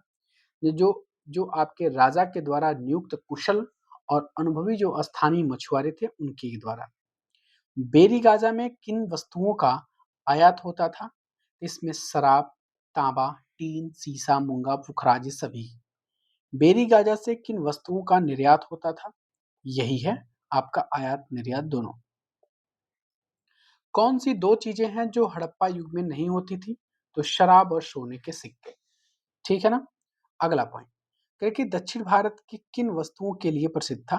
तो सोना, मसाला, विशेषकर जो काली मिर्च और कीमती पत्थर थे वो। 37 है, वहीं पे काली मिर्च को रोमन साम्राज्य में किस नाम से जाना जाता था? इनको काला सोना कहा जाता था। कह रहा कि संगम कविताओं में पुहार पत्तन पर लाए जाने वाले माल में क्या क्या शामिल था? इसमें आपके तेज तर्रार घोड़े थे, आपके काली मिर्च की गठरियां थी, हिमालय से जो रत्न और सोना होते थे वो थे, दक्षिण की जो चंदन की लकड़ियां थी, मोती, मूंगे, गंगा और कावेरी की जो फसलें होती थी वो, श्रीलंका से खाद्यान्न, म्यांमार की मिट्टी के बर्तन और दुर्लभ कीमती आयत होते थे, ये सभी के सभी मिलते थे। व्यापारियों ने लंबी समुद्री यात्राओं के लिए किस प्रकार के जहाज को बनाए? उन्होंने मजबूत जहाज जो मानसूनी हवा का भी लाभ उठा सके, मतलब उससे उनकी कोई क्षति न हो। दक्षिणी पश्चिमी मानसून का उपयोग व्यापारियों ने क्यों किया? क्योंकि वो अपनी यात्राएं जल्दी से पूरी कर सकते थे। दक्षिण भारत के तटीय प्रदेश में सबसे उपजाऊ जो मैदान था वो कावेरी का मैदान था। बहुत इंपॉर्टेंट पॉइंट है, कावेरी का मैदान। मुएंदार किसके लिए प्रयोग होता था? तो जो गांव जो मुखिया होते थे, जो तीन मुखिया या शासक बोलते हैं उसको, वो थे ऑप्शन नंबर बी। करा कि मुएंदार के जो तीन मुखियाओं के जो नाम थे वो क्या थे? वो चोल, चेर और पांड्य थे। और बता दें आपको कि इन तीनों के अपने दो अलग अलग सत्ता के केंद्र थे। एक तटीय हिस्से में था तो दूसरा अंदरूनी हिस्से में था। तो दो दो थे तो तीन लोग थे तो छह हो गए। तो इन छह में से जो दो महत्वपूर्ण थे, एक चोलों का जो पत्तन पुहार था या उसको हम कावेरी पट्टनम बोलते हैं, और दूसरा पांड्यों की जो राजधानी थी वो मदुरई। ये बहुत इंपॉर्टेंट थे। ठीक है। अगला पॉइंट, मूवेंदार जो है कि छह सत्ता के केंद्रों में दो महत्वपूर्ण केंद्र कौन कौन से थे? आपके जो पुहार, मैंने बताया अभी, पुहार जिसको हम कावेरी पट्टनम जो चोलों का था, और मदुरै जिसको बोलते हैं मदुरै, जिसको पांड्य था। करा कि दक्षिणी भारत में पश्चिम भारत में 200 वर्षों के बाद प्रमुख राजवंश कौन कौन थे? ये था सातवाहन, और इनके जो शासक थे उनको दक्षिणापथ स्वामी भी कहा जाता था। सातवाहन राजवंश का जो प्रमुख राजा था वो कौन था? वो श्री सातकर्णी था। सातवाहनों ने किन तटों पर अपनी सेनाएं भेजी थी? तो पूर्वी, पश्चिमी और दक्षिणी तट पर। सिल्क रूट पर नियंत्रण रखने वाले प्रसिद्ध जो शासक थे वो कौन थे? वो आपके कुषाण थे। कुषाणों के दो मुख्य शक्तिशाली जो केंद्र थे वो कौन थे? तो मथुरा और पेशावर था। अगला पॉइंट है, सिल्क रूट की जो शाखा थी वो किस स्थान से रोमन साम्राज्य तक जाती थी? ये मध्य एशिया से सिंधु नदी के मुहाने तक और जहाजों के द्वारा पश्चिम की ओर जाती थी। रोमन बर्तनों की जो प्रतिकृतियां थी वो भारत में कहाँ बनाई जाती थी? ये केवल की केवल मथुरा में बनाई जाती थी। कह रहा कि अरिकामेडु पुदुचेरी क्यों महत्वपूर्ण था? क्योंकि वहां पे गोदाम और पत्तन का रूप था। अरिकामेडु में किन चीजों का पर्याप्त साक्ष्य मिला है? शीशे और अर्धमूल्य पत्थरों के मनके मिले हैं। व्यापारी किस वस्तु के लिए काले सोने की उपाधि देते थे? तो काली मिर्च के लिए। अगला पॉइंट है, व्यापारी रोमन सिक्के क्यों लाते थे? क्योंकि व्यापार की सफलता और लेन देन के लिए। दक्षिणी भारत के मुखियाओं के पास कर वसूलने का कौन सा तरीका था? ये नियमित कर के बजाय ये उपहार लेते थे। मुखियाओं के द्वारा दिया जाने वाला जो धन है वो किसके बीच बांटा जाता था? तो समर्थकों, नाते रिश्तेदार, सिपाहियों तथा कवियों के बीच में। अगला पॉइंट, अगला चैप्टर है चैप्टर नंबर 9। इस बुक से आपको 10 चैप्टर टोटल मिलेंगे। 9 चैप्टर हमने कंप्लीट कर लिया है। यदि आपको मेरी मेहनत पे थोड़ा सा भी लग रहा है कि हाँ सर मेहनत कर रहे हैं, तो इसके लिए आपको एक शेयर प्लीज जरूर कर दें। अगला पॉइंट है नए साम्राज्य और राज्य, जिसका पहला क्वेश्चन है प्रशस्ति शब्द का अर्थ क्या है? तो प्रशस्ति शब्द का अर्थ प्रशंसा है। समुद्रगुप्त की प्रशस्ति किसने लिखी थी? तो उसके जो कवि और मंत्री थे जिसका नाम था हरिशेन, उसने लिखा था। समुद्रगुप्त की जो प्रशस्ति किस भाषा में है? तो ये संस्कृत भाषा में है। प्रशस्तियां किस प्रकार की रचनाएं होती थी? तो राजा की प्रशंसा के लिए एक विशेष अभिलेख होता था। समुद्रगुप्त को प्रशस्ति में किस प्रकार दर्शाया गया है? विद्वान, उत्कृष्ट कवि और युद्धों को जीतने वाला राजा के रूप में। समुद्रगुप्त की जो प्रशस्ति में शरीर के बारे में क्या बताया गया है? कि इनके युद्ध घावों से भरा था और अत्यंत सुंदर था क्योंकि बहुत युद्ध लड़े थे। अगला पॉइंट, समुद्रगुप्त का युद्ध में किस प्रकार लड़े थे? तो ये विभिन्न हथियारों जैसे कुठार, कुल्हाड़ी, तीर भाला, तलवार, नुकीले तीर, इन सब का प्रयोग करके। कन्नौज, प्रयागराज, नालंदा, पाटलिपुत्रा से संबंधित है क्या? यहीं से 9 जो शासक थे जिन्हें समुद्रगुप्त ने हरा करके साम्राज्य में मिला लिया था। अगला पॉइंट है आपको कि दक्षिणापथ के 12 जो शासक थे वो समुद्रगुप्त के सामने क्या किए? तो उन्होंने हार को स्वीकार किया और समर्पण किया। उसके बाद से शासन की अनुमति लेकर के फिर से दोबारा वो शासन करने लगे। पड़ोसी देशों का आंतरिक घेरा जो बैगनी रंग किससे दर्शाता है? कह रहा कि आसामी तटीय बंगला, नेपाल, उत्तर पश्चिम, किग्गड़ और संघ। आपके चित्र आपके बुक में दिए हुए हैं, फिगर मैपिंग है उससे क्वेश्चन है ये पड़ोसी देश समुद्रगुप्त के लिए क्या करते थे? वे उपहार लाते थे, उनकी आज्ञा का पालन करते थे और दरबार में उपस्थित होते थे। अगला पॉइंट, चैप्टर नंबर 12। कह रहा कि बाह्य इलाके के शासक कौन थे? आपके कुषाण, शक के शासक और श्रीलंका के शासक थे। बाह्य शासक समुद्रगुप्त के साथ क्या करते थे? वे उनकी अधीनता को स्वीकार करते थे और अपने पुत्रियों का विवाह करते थे। समुद्रगुप्त के कुछ गुण सिक्कों पर कैसे दिखाए गए हैं? तो उनको वीणा बजाते हुए दिखाए गए हैं। Option number B. बहुत संगीत प्रेमी था ये। विक्रम संवत की जो स्थापना है वो किस नाम से जोड़ी जाती है? वो चंद्रगुप्त द्वितीय के नाम से जोड़ी जाती है। अगला पॉइंट है विक्रम संवत की जो स्थापना का उद्देश्य क्या माना गया है? वो शकों पर विजय का प्रतीक, उन्हीं के उपलक्ष्य में विक्रम संवत की शुरुआत हुई थी। समुद्रगुप्त की जो माता वो कौन थी, उनकी जाति क्या थी?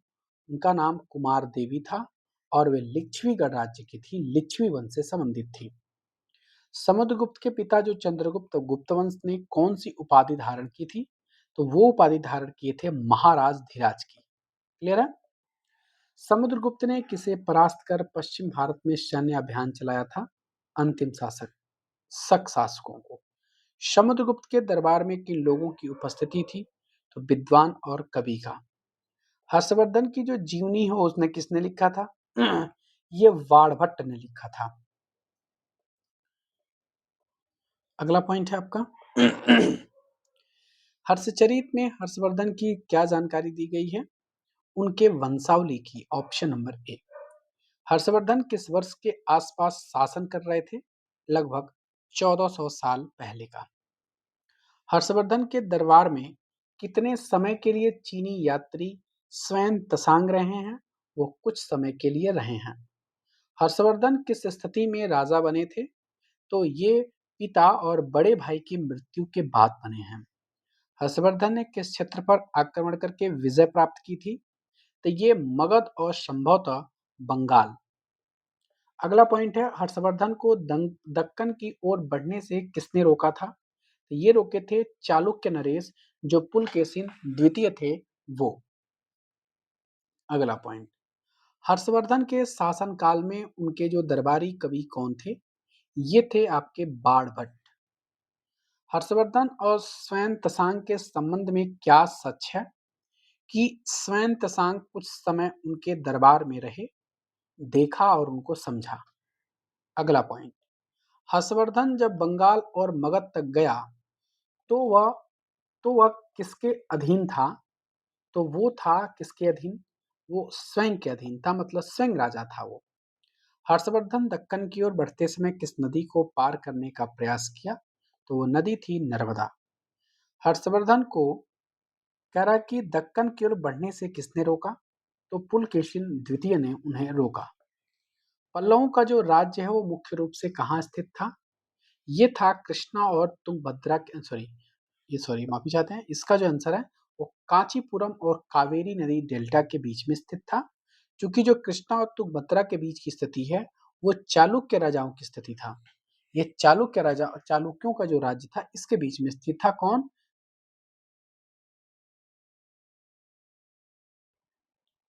अगला पॉइंट हम देखेंगे, ये समझ में आ गया? चलिए 34 नंबर की तरफ। कह रहा है कि चालुक्यों की जो राजधानी थी वो कौन सी थी? तो ये थी एहोल। पुलकेशिन द्वितीय ने हर्षवर्धन पर किस प्रकार का नियंत्रण स्थापित किया था? तो उन्होंने क्या किया था, उनको आगे बढ़ने से रोक दिया था। ठीक है ना? अगला पॉइंट है हमारा 36 नंबर। हर्षवर्धन का जो नाम है इसका अर्थ किस लिए प्रसिद्ध है? हर्षवर्धन का नाम आनंद के लिए प्रसिद्ध है। पल्लव और चालुक्य के बीच में जो संघर्ष है इसका मुख्य कारण क्या था? इसका कारण यही था कि सीमाओं का अतिक्रमण और राजधानियों पर नियंत्रण। पल्लव और चालुक्य की विजय कैसी थी? तो इनकी विजय अल्पकालिक थी, काफी कम समय के लिए थी। कह रहा है कि पल्लव और चालुक्य पर किस वंश ने अंतिम विजय प्राप्त किया था? तो ये थे राष्ट्रकूट और चोल ने। अगला पॉइंट है, कह रहा है कि तटीय राज्यों पर नियंत्रण पाने वाले जो अन्य शासक थे वो कौन थे? वो थे आपके सातवाहन और चोल। अगला है, इन राज्यों को प्रशासन किस आधार पर संचालित होता था? तो कर और भूमि कर पर। अगला पॉइंट है, प्रशासन की जो प्राथमिक इकाई थी वो क्या थी? इनकी प्राथमिक इकाई गांव थी। क्या थी? गांव। महादंडनायक का जो मुख्य कार्य था वो क्या था?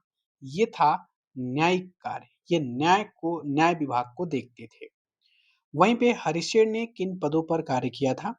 तो इस हरिशेर के जो पिता थे वो भी महादंडनायक थे, तो इनको भी महादंडनायक की उपाधि दी गई।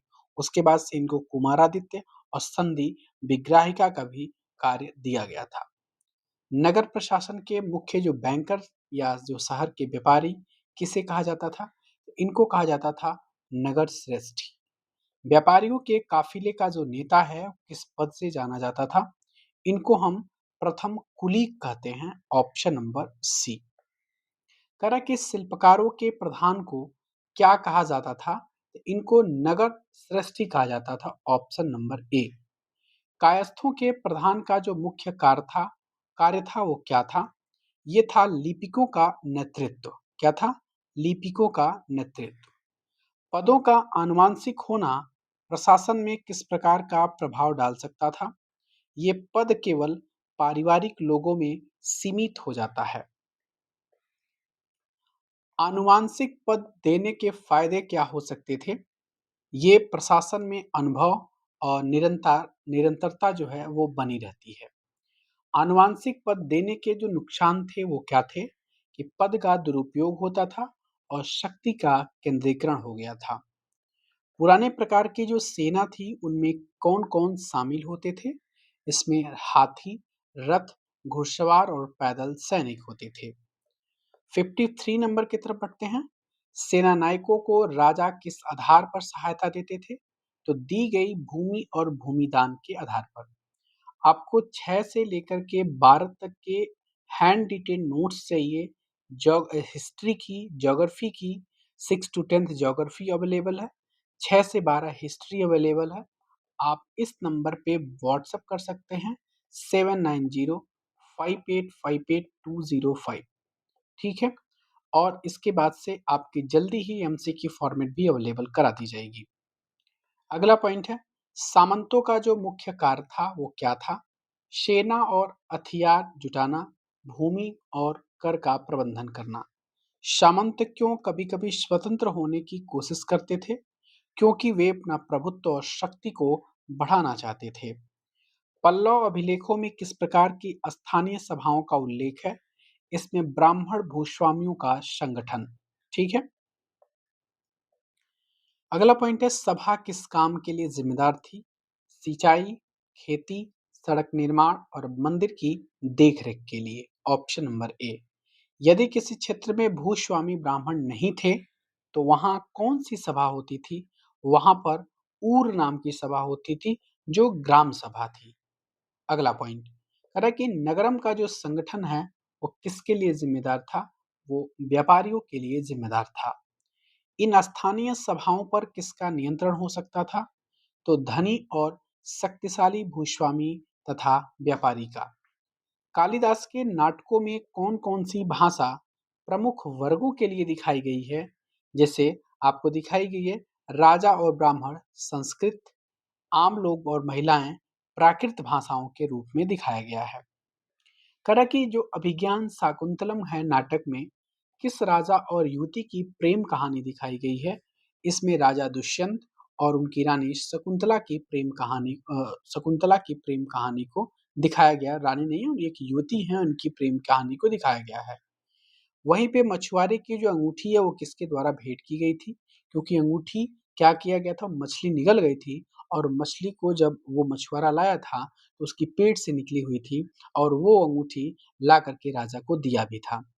कहा कि मछुआरे की जो अंगूठी थी किसके द्वारा भेंट की गई थी? तो राजा ने शकुंतला को भेंट किया था। कह रहा है कि मछुआरे को अंगूठी लाने पर सबसे पहले बुरा व्यवहार किसने किया था? राजा ने उनको इनाम दिया था, बल्कि जो द्वारपाल और मुख्य पुलिस अधिकारी थे, इनको काफी बुरा व्यवहार किए थे। लेकिन जैसे ही राजा ने इनको पुरस्कृत किया, तो इनको बहला फुसला करके ले गए थे ये, पैसे लेने के लिए। कह रहा है कि प्रकृति में उपदेश देने वाला जो प्रसिद्ध व्यक्ति था, वो कौन था? वो है भगवान बुद्ध। वो हैं भगवान बुद्ध। प्राकृत में अपने अभिलेख लिखवाने का जो राजा था वो कौन था? वो था अशोक। चीन तीर्थयात्री फासियन ने किन लोगों की दुर्गति पर ध्यान दिया? जो अछूत और निम्न जाति के लोग थे उन पर। जो अछूतों को शहर या बाजार में आने पर क्या करना पड़ता था? तो उनको लकड़ी के टुकड़ों पर चोट करके लोगों को सतर्क करना पड़ता था कि हम शहर के अंदर एंट्री या बाजार के अंदर एंट्री कर रहे हैं। इसके साथ ही हमने चैप्टर नंबर 9 कंप्लीट की है। सेशन मेरा से अच्छा लग रहा है तो प्लीज़ एक लाइक ज़रूर कर दें और आपको कमेंट करना है कि आपको वीडियो कैसी लग रही है। अब आते हैं हम चैप्टर नंबर 10 की तरफ। लास्ट चैप्टर है इमारतें। इमारतें हैं ये, चित्र और किताबें। महरौली में स्थित जो लौह स्तंभ है इसकी ऊंचाई और वजन कितना है? इसकी जो आपकी ऊंचाई है वो लगभग 7.2 मीटर की है और इसका जो वजन है वो 3 टन से भी ज्यादा है। लौह स्तंभ पर शासक के जो शासक था वो किस शासक का नाम उल्लेख है? उस पे एक चंद्र नाम का राजा का उल्लेख है। कौन? चंद्र। लौह स्तंभ के बारे में सबसे आश्चर्यजनक तथ्य क्या है? कि शताब्दियों के बाद भी इस पर किसी भी प्रकार का जंग नहीं लगा है। अगला पॉइंट, स्तूप का शाब्दिक अर्थ क्या होता है? स्तूप का शाब्दिक अर्थ टीला होता है। प्रारंभिक स्तूप में छोटे छोटे डिब्बों में क्या रखा जाता था? इसमें जो बुद्ध या उनके जो अनुयायियों के जो शरीर होते थे और जो अवशेष या कीमती वस्तुएं या सिक्के होते थे उनको रखा जाता था। जो धातु मंजूषा थी उसे धातु मंजूषा किसे कहते हैं? तो स्तूप के भीतर रखा एक छोटा सा डिब्बा होता था उसको धातु मंजूषा कहते हैं। स्तूपों के चारों ओर परिक्रमा के लिए बनाए जाने वाले जो पथ पथ थे, रास्ते थे, उनको प्रदक्षिणा पथ के नाम से जाना जाता है। वेदिका में कौन कौन सी संरचनाएं होती हैं? ये आपकी मूर्तियाँ होती हैं, प्रवेश द्वार होते हैं, तोरण द्वार होते हैं, इसलिए हमारे सही के सभी ऑप्शन सही हैं। अमरावती स्तूप लगभग कितने साल पहले सजाया गया था? लगभग 2000 साल पहले। आरंभिक हिंदू मंदिरों का सबसे महत्वपूर्ण भाग कौन सा होता है? तो ये होता है गर्भगृह। गर्भगृह में क्या रखा जाता है? तो जो मुख्य देवी देवता हैं उनकी मूर्तियां रखी जाती हैं। गर्भगृह का जो मुख्य उद्देश्य है वो क्या होता था? पूजा और धार्मिक अनुष्ठान होता था। स्तूप और मंदिरों में मूर्तियों और चित्र किस लिए बनाए जाते थे? धार्मिक शिक्षा और पूजा के लिए। अगला पॉइंट पॉइंट है, मंदिरों में ऊंचाई तक बनाए जाने वाले जो ढांचे थे वो क्या कहते हैं उनको? उनको शिखर कहते हैं, ऑप्शन नंबर बी। कह रहा है कि मंदिर में मंडप का जो मुख्य उद्देश्य है वो क्या होता था? ये सभागार जहां लोग इकट्ठा होते थे। अगला पॉइंट है, महाबलीपुरम और एहोल के मंदिरों में किस प्रकार के निर्माण देखने को मिलते हैं? ये पत्थर तराश कर बनाए गए जो एकाश्म मंदिर हैं वो देखने को मिलते हैं। एकाश्म मंदिर और ईंट के मंदिर में मुख्य अंतर क्या होता था? निर्माण की प्रक्रिया ईंट से नीचे से ऊपर, पत्थर से ऊपर से नीचे होती थी। मंदिरों और स्तूपों के बनाने से पहले पहला काम क्या होता था? उनको अच्छे से पत्थर को ढूंढना और उनको निकालना। पत्थरों को काटने और तराशने के बाद से जो शिल्पकार है वो क्या करते थे? वो खंभे, दीवारों की जो चौखट होती थी, फर्श और छतों को आकार देते थे। इन शानदार स्तूपों और मंदिरों का जो निर्माण है वो किसके खर्च पर संभव था? तो राजा और रानी के खर्चों पर संभव था। अगला पॉइंट है, कह रहा है कि मंदिरों और स्तूपों की सजावट के लिए कौन लोग उपहार देते थे? तो इसमें व्यापारी वर्ग, कृषक वर्ग भी था, माला बनाने वाले, इत्र बनाने वाले भी थे, लोहार और सोनार भी थे, इसलिए सभी के सभी ऑप्शन क्या हैं? सही है। उसके बाद से आपको बता दें, जो हाथी दांत के काम करने वाले लोग थे, वो श्रमिकों के संघों ने एक अलंकृत सांची के अलंकृत जो चीज थी वहां पर इन्होंने इसका दान किया था। महाबलीपुरम के एकाश्म मंदिरों में निर्माण करते समय पत्थर काटने वालों की किस तरह की समस्याओं का सामना करना पड़ता था? तो इसमें ऊंचाई और वजन खतरनाक काम होता था, पत्थरों को सही आकार में तराशने होते थे, शिलाखंडों को सही जगह लगाना होता था, इसलिए सभी ऑप्शन इसमें क्या हैं? सही हैं।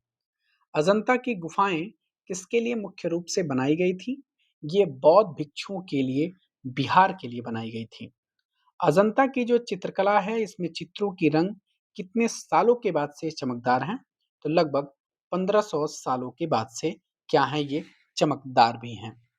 शिल्पदिकारम महाकाव्य किस भाषा में लिखा गया और इस किसके द्वारा? तो ये तमिल जो कवि थे इलांगो कवि उनके द्वारा। शिल्पाधिकारम की जो कहानी में जो कोवलन है इसमें किसमें झूठा आरोप लगाया गया था? इसमें राजा का दरबारी जौहरी है, इस पर झूठा आरोप लगाया गया था। आपको बता दें कि जो कोवलन था और माधवी थी कि माधवी की बेटी की कहानी है इसमें। मणिमेखलाई महाकाव्य किसने लिखा था और कितने साल पहले है? कह रहा है कि ये आपके सतनाट 1400 साल पहले। कालिदास की जो प्रसिद्ध रचना है वो कौन सी है जिसमें दरबार और प्रकृति का वर्णन है? ये है अभिज्ञान शाकुंतलम। महाभारत और रामायण के जो संकलन के प्रमुख कौन है? तो महाभारत के व्यास माने जाते हैं और रामायण के वाल्मीकि माने जाते हैं। आर्यभट्ट ने अपनी पुस्तक आर्यभट्टियम में दिन और रात क्यों होते हैं या क्या कारण बताया है? ये बताया है पृथ्वी के अपने धुरी घूमने पर। देखो एग्जाम में पैटर्न दूसरे तरीके से पूछा जाएगा कि पृथ्वी के अपने धुरी पर घूमने से संबंधित बातें किस बुक में लिखी गई हैं? तो आर्यभट्टियम में लिखी गई हैं और आर्यभट्टियम का संपादन आर्यभट्ट ने किया था। आर्यभट्ट ने वृत्त की परिधि के माप की खोज की, क्लियर है? और यह विधि आज भी कितनी सही मानी जाती है? तो लगभग सही मान ली जाती है। भारत के किन गणितज्ञों और भूगोलवेत्ताओं ने आर्यभट्ट के बाद महत्वपूर्ण खोजें की? उसमें आपके बारहमिहिर थे, ब्रह्मगुप्त थे और भास्कराचार्य थे। कह रहा है कि अगला पॉइंट कि शून्य के लिए भारत में एक नया चिन्ह किसके द्वारा बनाया गया था? तो भारतीय गणितज्ञों ने स्वयं बनाया था।